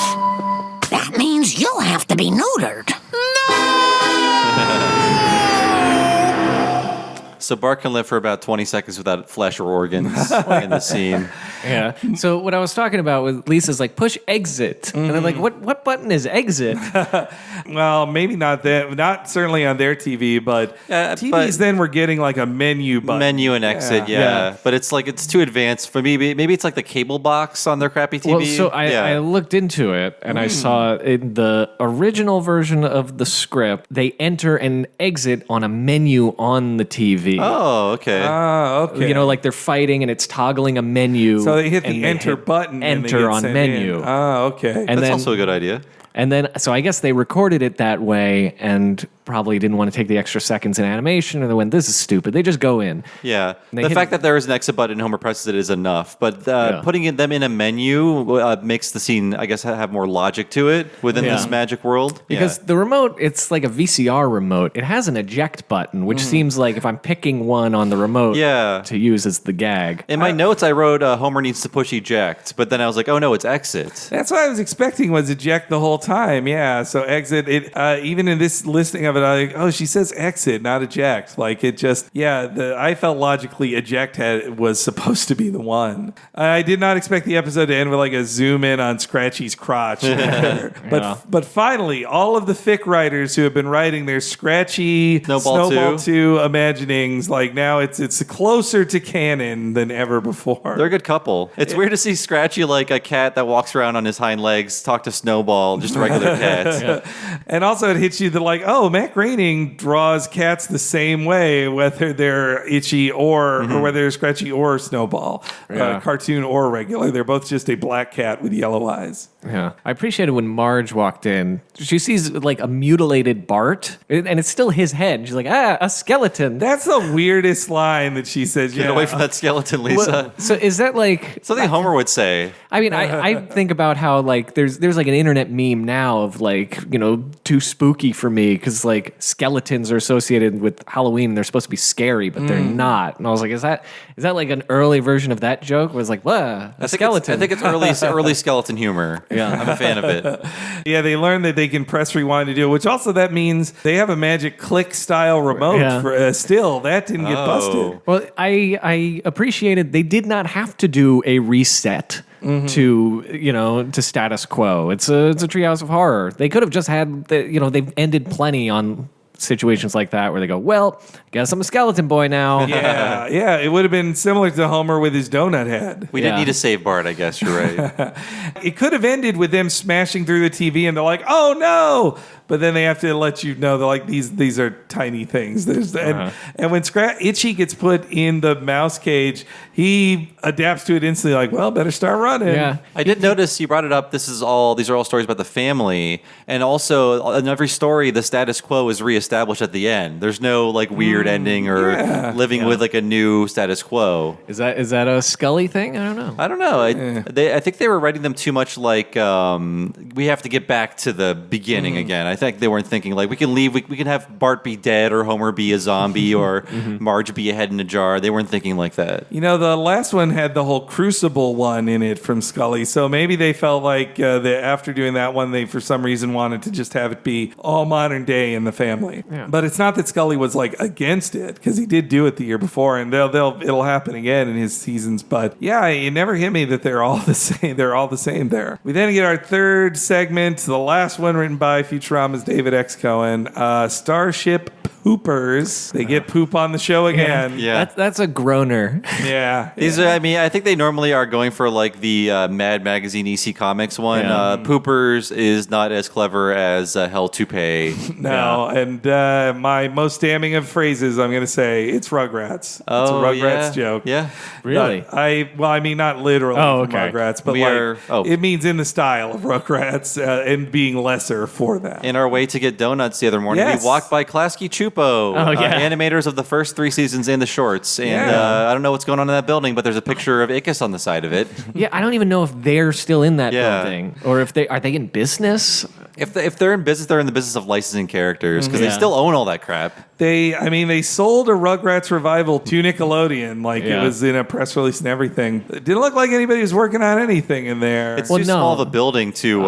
Sorry. Yeah, the Rugrats animation would happen at the Nick studio. Oh, okay. Yeah. So it's just licensed. Yeah, I guess Nick's studio has grown quite a lot since Klasky Chupo was working with them. Yeah. It is fun to see this just gray square covered in Rugrats characters on one side and Ariel monster characters on the other. And some weird Facebook show about a skateboarding zombie from the future. Yeah. On the front. This sounds like Homer's pitch from When You Wish Upon a Star. But their last attempt, their website is still up, but it's $19.99 as hell.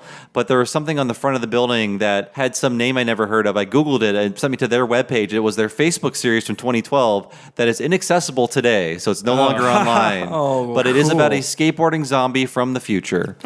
Or in the future, maybe. They bothered to mural on the side of their wall a web address, and that's not even around anymore. It's not. So sorry, Klasky Chupo. That really makes me think that building is empty then if they haven't gotten rid of that. Well, it sounds like a historic relic or something if nobody's painting over the murals.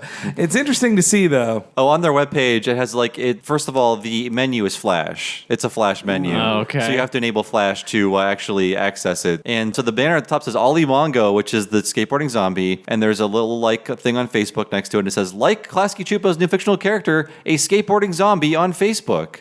So there you have it. New fictional character. New fictional character, yes. It's not a real skateboarding zombie on Facebook. It's important that no existing zombies were involved in this at all. But there was no Duckman on the building. Yeah, I was upset by that. I remember when I was in high school, I emailed Klasky Chupo because at that time it was really hard to find the Simpsons shorts. And I remember emailing them do you sell these? And they actually responded to say no. And I eventually found them on eBay. I think I paid $15 for a VHS cassette of all the shorts. We only have those shorts because Comedy Central was able to license the Tracy Ullman show and get those reruns. I think they were the last people to get to license that show, I think. I wonder if by command of Matt Groening to James L. Brooks of nobody can syndicate this again. I don't want people to see these shorts. This is not important, but I believe Lifetime had them after Comedy Central. I remember seeing them on Lifetime and waiting for those shorts. But yeah, sorry. It's Starship Poopers here.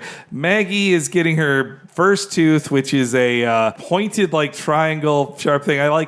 Bart even says, "What's wrong with Stinky?" For the first time ever, Bart has just called Maggie Stinky. That makes me think it's pretty rare to see a Bart-Maggie scene. They really don't interact all that much. She's a prop. It's rare she gets to do anything. Maggie is active in a way she never gets to be in a normal show in this one. So not only is she getting her first tooth, but she's also losing her baby legs. Here comes the flying saucer. What's wrong with Stinky? She's teething. Look, her very first baby tooth. Oh, yeah. Disgusting. Yeah. Just lost my appetite. Me too. Wait, mine came back. I know how to cheer you up. This little piggy went to Quickie Mart. This little piggy went nuts. This little piggy went surfing. And this little piggy went... Oh, look, Marge! Maggie lost her baby legs. Oh, my God. I like the way he's daintily holding her legs. Yes, yeah. Oh, we'll scrapbook these. Homer knows so little about raising children that when their legs pop off, it's supposed to happen. Yeah, he's so happy about it. And then Maggie gets, Space Mutant style limbs growing out of her. And we get a nice Bam Bam style joke. It's a Bam Bam joke up on the ceiling this time. Well, I remember specifically that joke was what they showed in the preview for this episode, where she's definitely in the terrible twos as he's being swung. That was the thing. It's a reverse Bam Bam, but they don't Bam Bam. But they don't take it easy on them and just repeat the two positions. He kind of swings a bit around too, and there's some really good animation just in general on Maggie's slithering. She's really cool. They're just octopus style slithering about, and they take her to Hibbert. Hibbert has only one suggestion for them. It's probably nothing, but we just wanted to be sure. Is there anything you can prescribe, Doctor? Fire. And lots of it. Oh, that's your cure for everything. Poor Maggie. If only you could tell us what's happening to you. And her sucking is how she communicates with her father. Yeah. It's good to get a Dr. Hibbert where he's not doing a good-natured chuckle. Yeah. He understands the gravity of this. The waves go out from the house, and they mention on the commentary, like, oh, does this look like they live in Louisiana then? It did. Yeah. Oh, yeah, from where the waves emanate from. Well, on the I planet. remember because I was on alt.tv.simpsons back then. Me too. And like everybody noticed because there was like a whole. We really thought that there were messages we could detect and decode. Where is Springfield?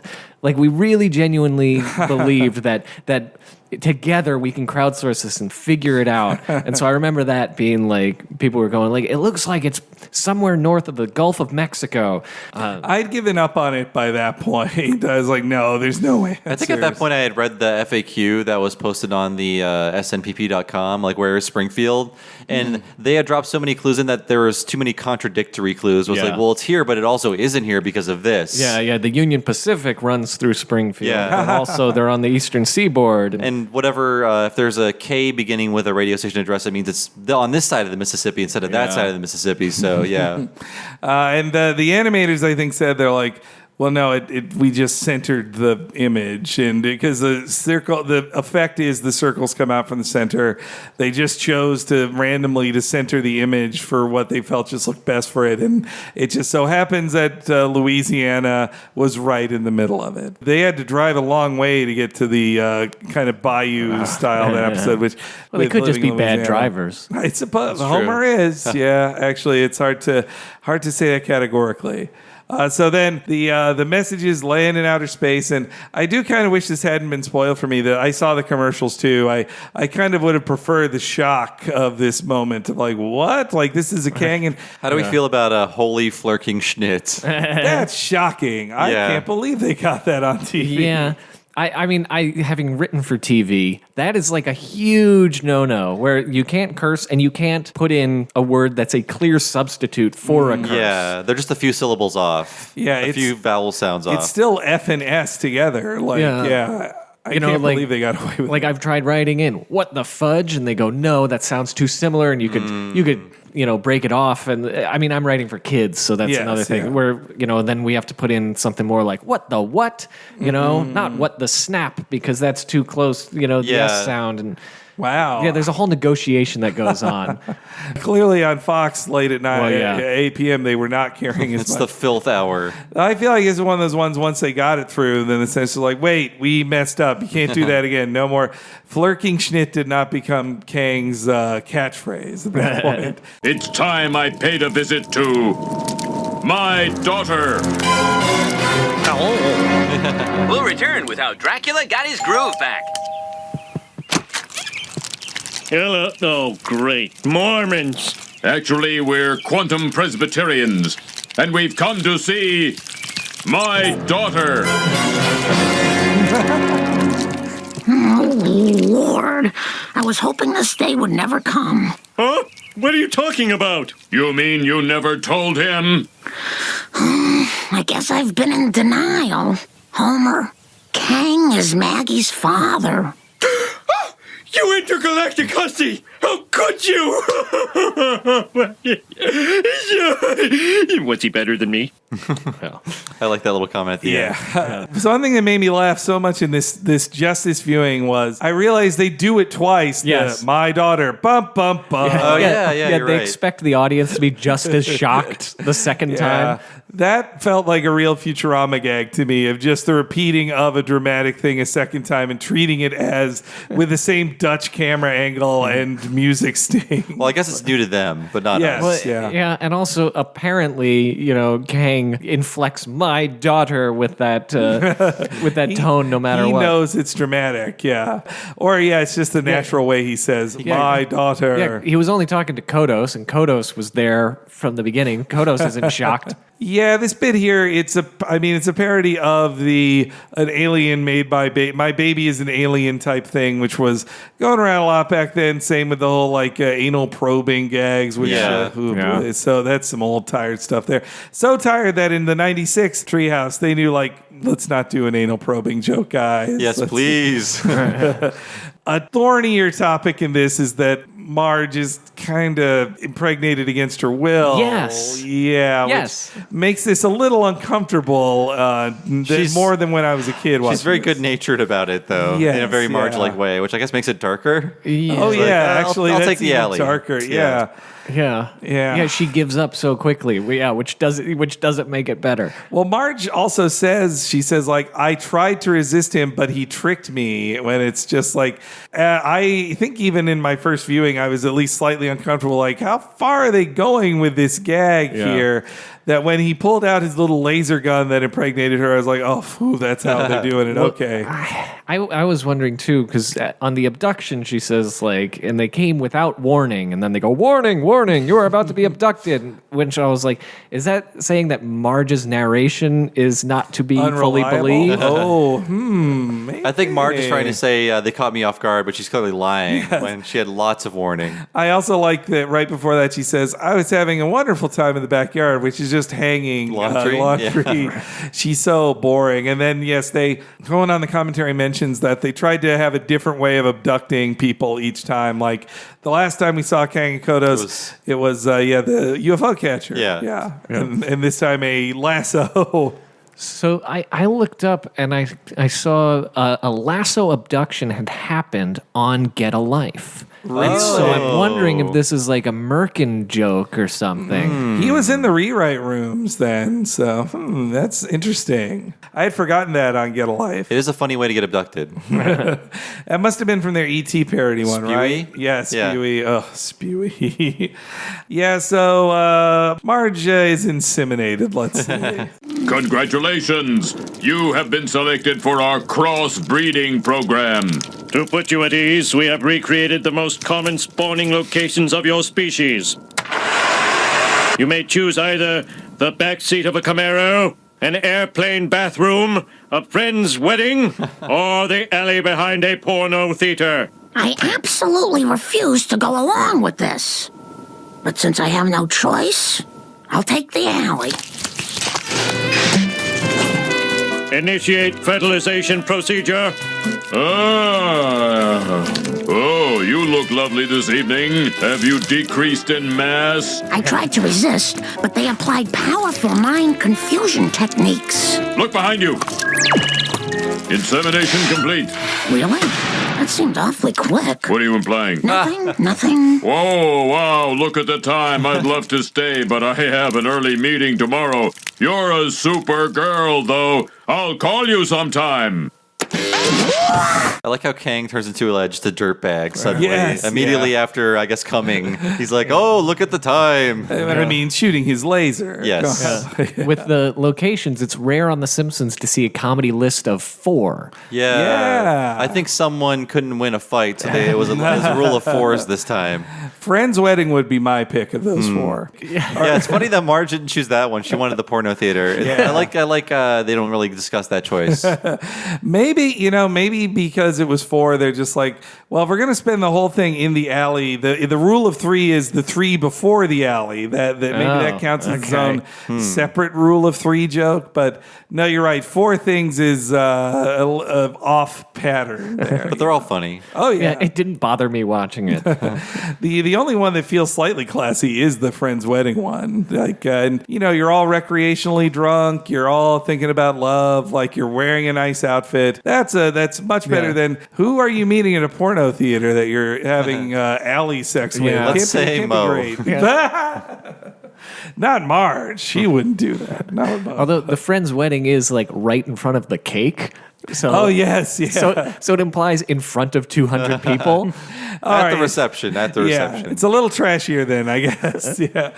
But the scene makes me a little more uncomfortable than it did when I was 16. Marge plays it with such like good humor and is fine with it, or acts so fine with it. I think if she played it any differently, it would change the tone of it and it wouldn't be light tone. So I get why their choice on that. They knew what they were doing.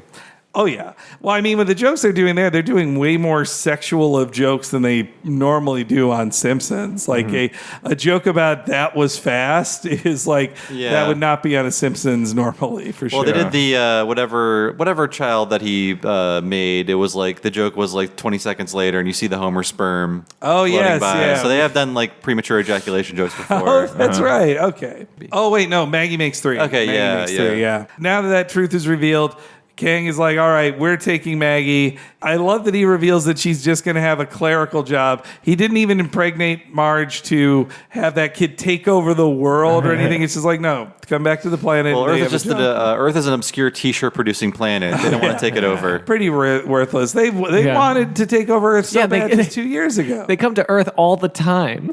Yeah, he doesn't really. True. He shouldn't need a refresher on what Earth is. He could have visited Maggie before. So the fight is escalating, and there's only one man who can fix this.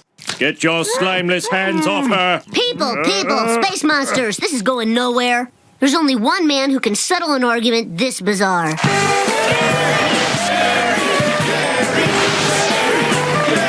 Okay, we're back. Homer, how did it feel to learn your baby was fathered by a drooling space octopus? It made me angry, Jerry. Angry and tired. Well, you're about to get a whole lot angrier because we have the extramarital extraterrestrial backstage in a soundproof booth where he can't hear us. I hear all. Ladies and gentlemen, meet Kang.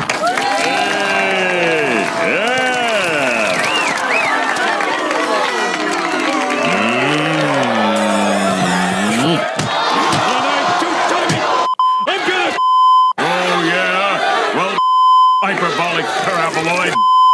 Yo, mama. These jokes were very fresh 20 years ago. Yeah. 98? Yeah. It's a very specific moment in time. Yeah.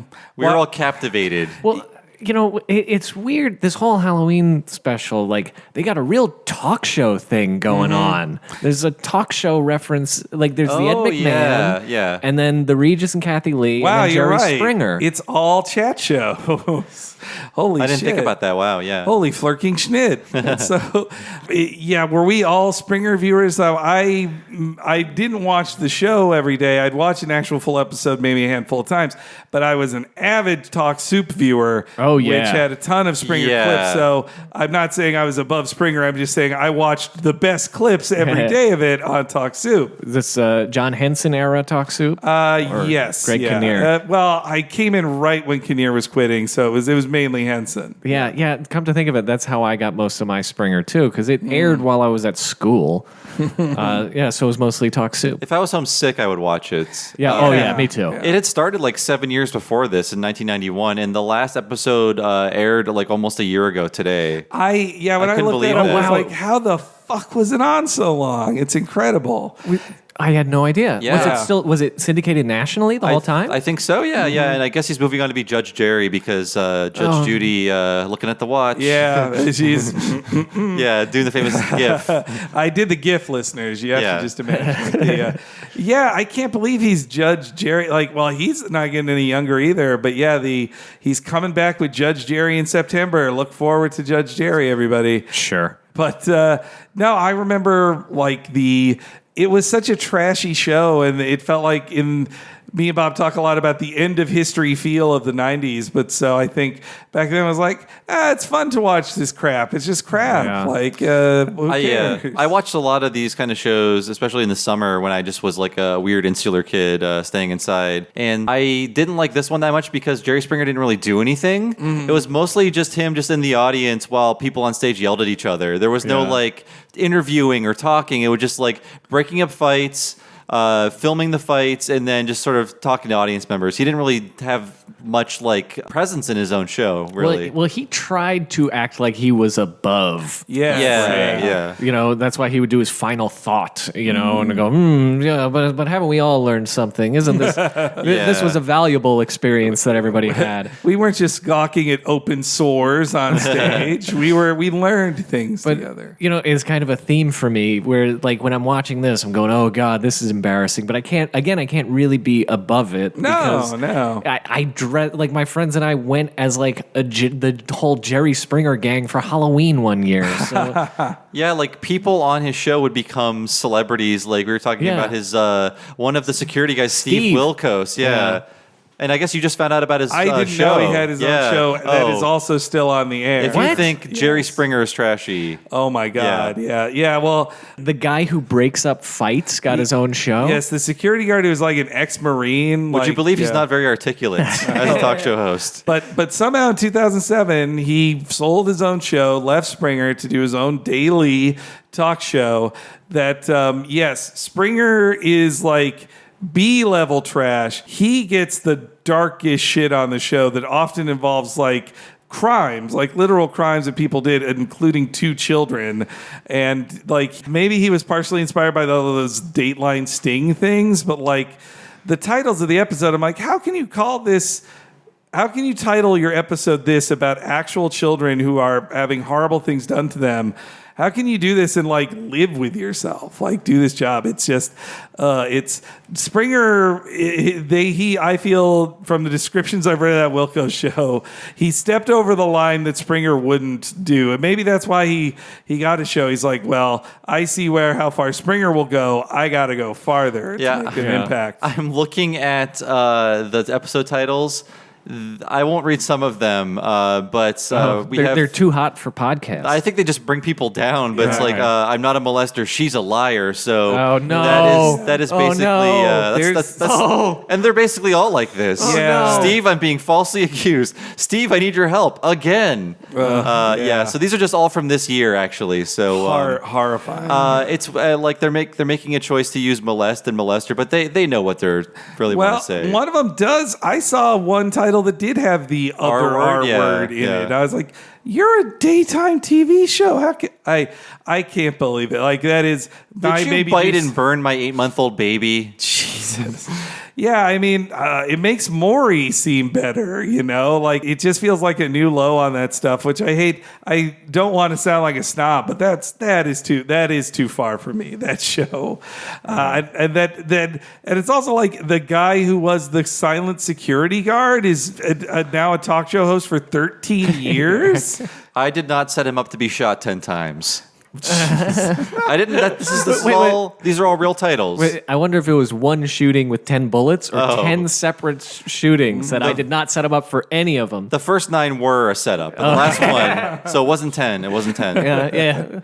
It's on a technicality. But yeah, Jerry Springer, he got his start as a Cincinnati political figure. His big scandal was in the 70s that he went to a massage parlor and paid in a personal check. So it came back to him and he was outed for it. What an idiot. Though somehow he still got appointed as mayor when Cincinnati lost a mayor. He didn't win an election for mayor. He was just appointed it. He then tried to run for governor, but in the Democratic primary, but lost. And so that's when in the 90s he transitioned into a show, trash host, the TV show host. Well, apparently the first season was a little more Donahue-y, and I think he learned like we got to go trashier. We got to beat him in that way. Yeah, and now like every show. I mean, it's been a while since I checked in on daytime talk shows, but I guess if Steve Wilkos is still doing them, they're probably all like this. But everyone had to escalate the trashiness to compete with Jerry Springer. I remember when Maury was just like a touchy-feely, emotional Oprah show, but then it became like it's the show you go on to do your touchdown dance when you find out you're not the father. Yeah. Maury was another show that my mom watched religiously, but the old Maury, the one that could pair up with Regis and Kathy Lee. With Springer too, I found out he is like over 200 episodes into a podcast. By episode count, he seems like he started around we did with his Springer podcast. You should do a crossover. Wow. This is one of the earliest TV shows where he played himself, but not the first. Can you guess what the first TV show he played himself on? Celebrity Deathmatch. No, it was 1996. Oh, wait a minute. You got me. One more hint. A fellow Fox show. I think I know. Is it Married with Children? You're close. Damn. No. X-Files. X-Files, okay. They both fit. It's funny, actually. Maybe when Married with Children was over, they're like, the new king of trash is here, and it's Jerry Springer. And plus, I mean, the show got so huge that I think they made millions off just those Too Hot for TV tapes. Oh, you're right. Yeah, I totally forgot about that. Yeah, Mr. Show parodied those perfectly. Yeah. all with the same censoring of Brian Posehn's butt crack over and over That's again. right, yes. They sold. I even remember seeing those like it seemed too trashy for them, but they were renting those at like Blockbuster Video. My local Blockbuster I think had. my friends and I rented one, but it was just kind of boring. Yeah. Like there were always those commercials for like those backyard wrestling outtakes or the underground comedy movie, which was the ShamWow Guys movie. Oh, that's right, yeah. And, like, before then. And there was like this whole market for like Girls Gone Wild, right? Yeah, extreme videos that almost certainly were all disappointing. Mm-hmm. Well, now they can all be just slimmed down to like a 10-second vine of somebody's pants falling down or whatever. Why would you pay $30 for a VHS tape to like find it among 60 minutes of outtakes of people just saying like, fuck you, man. No, fuck you. Yeah. I mean, I guess it's something to hear people actually say the words that are getting bleeped. I mean, that's what the Simpsons chewed on that wall a lot in this, where they're just bleeping constantly. It feels strange. Yeah. The joke is, I mean, I guess I'm just used to watching Hulu and Netflix and everything now where nothing is bleeped, but the joke is like, oh, they're swearing a lot on Jerry Springer, which is where swearing happens. It's constant bleeping, constant blurring. And the Simpsons never get to swear. It's very rare you get a bleep like on the show. Well, like the only other time before this I can think of a bleep was when Kent Brockman on TV says, and it's about fucking time. But it's which one was that? The Do As You Feel Festival, Yeah, they did the episode with like Homer's swear jar where they would cut to birds flying away or something. Mm-hmm. Same with when he said the loudest profanity Ned has ever heard in Mr. Burns Part 1. He does breathe in and make the F like... It's amazing they got away with that. And the writers of the show, at least Cohen, there is very well-observed Springer acting here of the wronged man who's trying to act too serious, like angry and tired. That reminds me of Disappointed and Terrified. And sort of like his vindicated, like agreeing with the, when an audience member shouts down Kang, he's just kind of nodding. And then also Kang's arrival is the guy who loves being on Jerry Springer, like, hey, that's right, I'm the guy you love to hate, woo! Yeah. And coming out with the roses for the woman. Oh, yeah, that's right. It's all very accurate to the Springer characters, which it wasn't all fake, but how fake was that show sometimes, I wonder. I think they're real people with real problems that just sort of get pushed into being cartoons of themselves. I think I remember seeing like MTV did an interview with some people who did it, and they're like, well, I thought I had to fight the guy. I'm on Jerry Springer. So I was like, yeah, I got to jump on him. I'm sure they get you amped up and stuff like that, too. So Springer got sued in a wrongful death thing, which then got thrown out of the courts. They just both decided, like, let's just settle. Neither of us can probably win this. But it was that they did a classic, this woman is cheating on this guy episode, and the woman was murdered. And so the man who gets wronged in the quotes. And so her kids sued Springer of like, you made this murder happen, but it didn't go to the court, so who knows how it would have panned out. I'm sure you got to sign a ton of waivers before going on that show. Yeah. I worked in reality TV,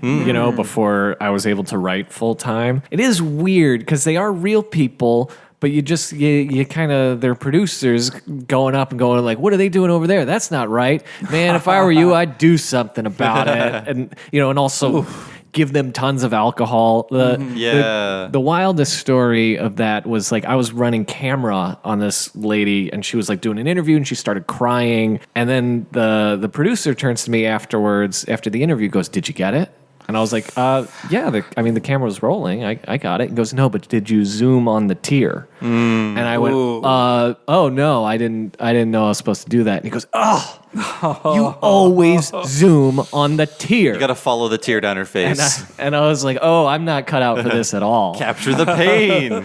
You aren't as ready to pounce on their misery as you should be. Well, then I was like, what if I become? I was like, once it gets normal to you, like then what happens? Yeah, what if I'm the guy like 20 years later telling some intern like, you got to zoom on the tear. Kids these days don't even know. Well, when I was your age, I learned fast. I made them cry and I zoomed. And technology is so much better in the 20 years from now when you're telling them how to zoom into those tears. We had auto zooms on the tier. Then they even have a parody of the person in the audience. I'm glad they went with a white trash lady as far as other voices they could have done. That felt like a choice as well. But it's a good design on her with her like poodle sweater and the curler in the hair. That feels almost like too old. It's like, is she from the 50s, this old lady?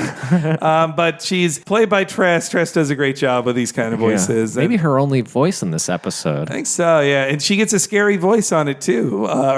She gets a scary credit as well, which she doesn't always get. But yes, this bit though reminds me of a Jim Gaffigan bit from that was on Dr. Katz, but it was about a manatee. But was it funny. I like the response. It's like, I'm a manatee. Yeah, I got a question for that gross thing, whatever it is. Homer. Nah, the green dude. If you're that baby's daddy, where you been at? You know, somebody needs to learn your green ass some responsibility.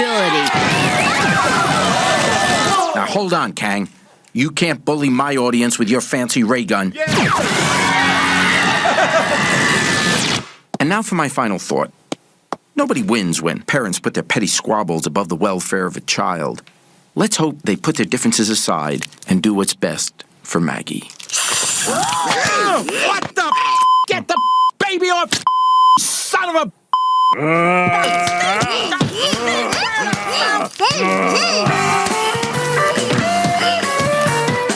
I'm so embarrassed. Marge had some good lines in this episode. Yeah. They let her have fun.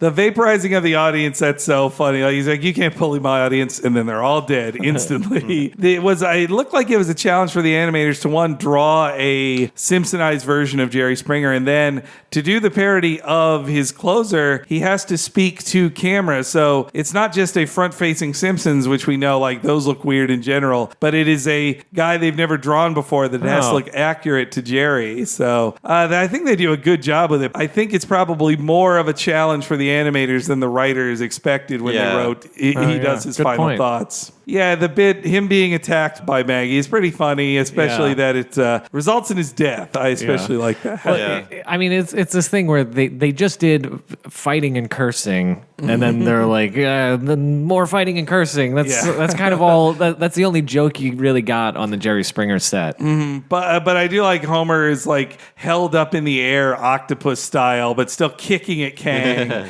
For the whole sequence there, Kang does not have his glass tube over his head. Like I guess he needed it off to kiss Marge's hand, but it kind of stays off after that. They're never that consistent with the glass tubes. I love a glass tube. Kang Kodis' glass tube, one of my favorites. I want the drooling to come back. Yeah, they don't drool as much there either. We get to the ending here, and this is where it's one of my, I think it's my most hated ADR lines in the show. It's so artificial. It's like, Yeah, but it was a killer joke. Totally worth it. It was worth it. It was worth it. Well, I guess to put this in time, listeners, just in case you don't remember 1998, Bill Clinton was being impeached. I believe the process was still happening. He hadn't been officially impeached yet. Yeah. All over a blowjob. He got a blowjob and lied about it, but which... Boy, that was a old classic time of Clinton allegations. Now it's like he stole a pie off a windowsill is what it sounds like. Everything was that then. You couldn't get away from it. Like then the Wizard of Evergreen Terrace we just did, that starts with a Clinton boner joke. That's right, as well. yeah. I see this ending bit here. It's kind of just a bipartisan joke about killing politicians because we're sick of the politicians. Always with the politics. But those clowns in Congress did it again. What a bunch of clowns. But then and that joke's funny enough. They don't need a specific because that kind of joke probably could be timeless of just like, people are always frustrated with politicians. They'd want the aliens to kill them all. I bet they were feeling some sort of friendly rivalry of something like South Park. I think so, yeah. Where they were very of the moment. Simpsons, is written 9 months before the episode airs. So I feel like, no, we could do a reference. We can reference this thing. I think you're right. Yeah. Yeah, but I mean, South Park would reference something from this week. Yeah. And Ken Starr is like, this period of 18 months. Yeah. And it's super dated. And then just the delivery of it is just it's squeezed into a locked animation. Yeah. I made a joke. It's like you can hear the phone ringing, and then like Nancy Cartwright picks up, and she's like, "Don't forget Ken Starr," and then she hangs up the phone. It's like it's not even coming out of Bart's, and they wait so long for him to say it. They hold on that shot for so long. Yeah. It's very distracting. They should have recropped if they were going to have that line. Recrop the shot again with Bart not visible in it. Then at least, or lift a mug over his mouth. Don't forget Ken Starr. I can't believe it. Jerry Springer didn't solve our conflict. And now he's dead. Anywho, this is your last chance. Turn over the baby now. Or we will destroy all your leaders in Washington. Oh, you couldn't destroy every politician. Just watch us.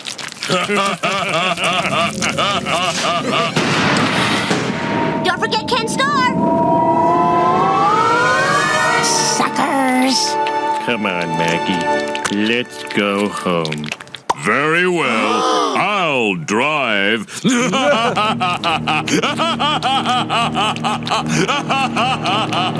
I need blood. They should have gotten James Earl Jones for that, I think. Yeah. You know what? Yeah, totally. It would have fit. It would have fit with both of his previous appearances. This is indeed a disturbing universe. And we voiced Sarek the Preparer, so he's also connected to the aliens. I agree with your casting, Bob. We got to go back in time and get James Earl Jones to do this. It's actually a pretty long list by this point of people who have voiced Maggie. Yeah, Elizabeth Taylor, James Earl Jones, Harry Shearer. Harry Shearer, yeah. I mean, Nancy Cartwright makes the babbles. She makes baby stuff. noises, yeah. And but that I Need Blood, I'd forgotten that. I was like, that's weird. Yeah. I don't know. The laughter is enough to close it out.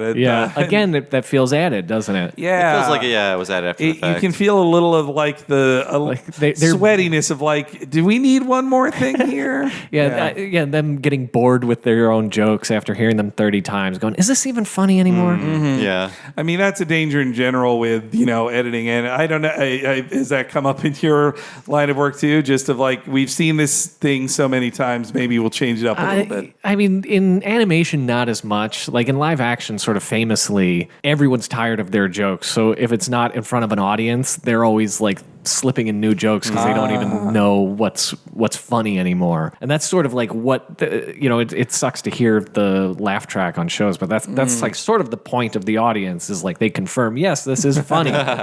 Yeah, I think with the Simpsons guys, they've said it too. They've thrown out good jokes just because they've heard it too many times, and they go with something else. I think definitely the Ken Starr one was one of that, and maybe the I Need Blood, which doesn't even sound like it's Harry. It sounds like it's Dan actually saying. Sounds a bit different, yeah. It's not a great joke. Maybe they were just like, can we go out with this laughter again? Because so many things go out with like crazy King Kodos laughter. Yeah, I do think the Springer one might be Hell to Pay's the best of the three. Actually, I think so. Yeah. The Springer stuff is at least fully formed. Like, unlike 10 seconds of a tease of Regis and Kathy, this is like they paid for the graphics, they got the music, they drew the security guards right, they hit so many of the notes of Jerry Springer. Like, it's enough specifics that I appreciate. Yeah, well, you can tell the Springer one was the marquee one, the one that they were.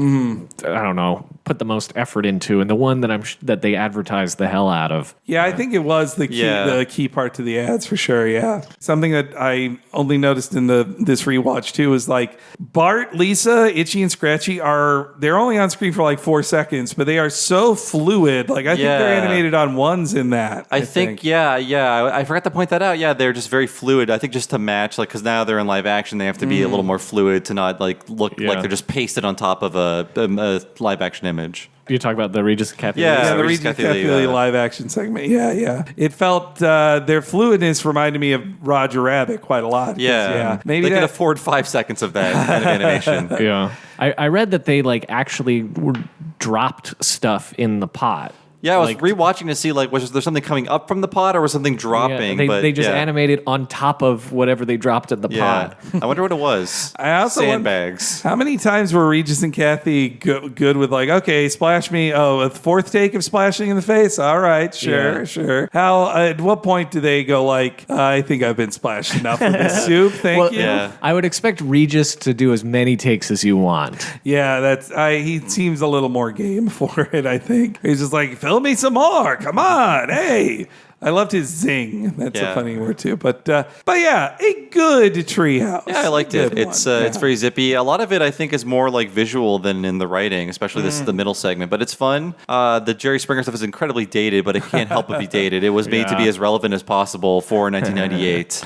Yeah, but I will give credit for the Springer stuff to at least be accurate and well observed. Like they didn't phone it in and just like, oh, Springer's popular with kids today, whatever that is. Just write a general talk show sketch. Yeah. They didn't do that. And same with, Hell to Pay all three were really good at what they were stylistically, parodying. So yeah, and the animation backed it up pretty well too. A good start to season 10. Yeah, like none of the segments are classics, but they're all fine. Not one stinker among them. We say goodbye to David Cohen, who went off to make some other show no one ever heard about ever again. Well, that was like when I was especially on the news groups and stuff. Like Mike Scully was this pariah. But like as I got older and wiser, I realized like, oh, half the writers left to go on Futurama. Maybe that had something to do with the change in tone. There was a lot of brain drain. But we've talked to Mike Scully. He's a very nice guy. Very funny on Twitter, too. Yes, cool dude. We apologize to him. If you listen to our interview, you'll hear me and Bob apologize to him for our internet indiscretions with him beforehand. Yeah. I'm sure he's gotten a lot of those apologies over the past 20 years. But Alan, you're a special guest. Hey. Can you talk about where we can find you, what you're working on, what we can see? Sure. Well, you can find me on Twitter. I'm at Alan the Writer, ALAN the Writer. I'm developing a show that I can't really mention, and I wrote for a different show that they haven't announced that season yet, so I can't talk about it. Anyway, I write for cartoons. You have written before. I have written for. I mean, the most famous thing was I was staff writer on Sonic Boom, which went for 2 seasons, 104 episodes on Cartoon Network. So just check out some Sonic Boom. That'll be good. I get no residuals on anything, so people can Venmo you if they enjoy the show. So watch it in whichever way you deem appropriate. Well, thank you so much, Alan. I'm delighted to be here. Thanks again to Alan Denton. Be sure to check out Sonic Boom and follow him on Twitter to find out what he's doing next. But as for us, if you want to support our shows and get a lot of bonus podcasts, please go to patreon.com/TalkingSimpsons and sign up at the $5 level. If you do, you'll get every episode of both Talking Simpsons and our sister podcast, What a Cartoon, 1 week ahead of time and ad-free. And at that $5 level, there are a ton of paywalled podcasts you probably haven't heard yet, including all of our miniseries. The most recent one is Talking of the Hill, a first-season exploration of King of the Hill. We have a new miniseries coming this fall, only for $5 patrons. And we have a newer $10 tier featuring extra long podcasts every month. Henry, what is that? For our $10 and up patrons at the premium level, you get access to our monthly What a Cartoon Movie podcast, where we talk about a different animated feature film once a month. If you sign up now, you get to hear July's Beavis and Butthead Do America, as well as all the ones before that, and you'll get to hear August as soon as it goes live and is chosen by our wonderful patrons at patreon.com/TalkingSimpsons. So please support us today at $10 a month, patreon.com/TalkingSimpsons. So I've been one of your hosts, Bob Mackey. Find me on Twitter as Bob Servo. My other podcast is Retronauts. It's a classic gaming podcast every Monday and occasionally on Friday. Go to retronauts.com or look for Retronauts in your podcast machine. Find it and subscribe to it. I think you'll like it. Henry, what about you? You can follow me on Twitter at HENEREYG. I'll give you updates whenever a new podcast goes live on either the free feed or on the Patreon. So be sure to follow me to find out there first, as well as all my other fun thoughts. One more time on Twitter, that's HENEREYG. Thank you so much for joining us, folks. We'll see you next week for the episode When You Dish Upon a Star, and we will see you then.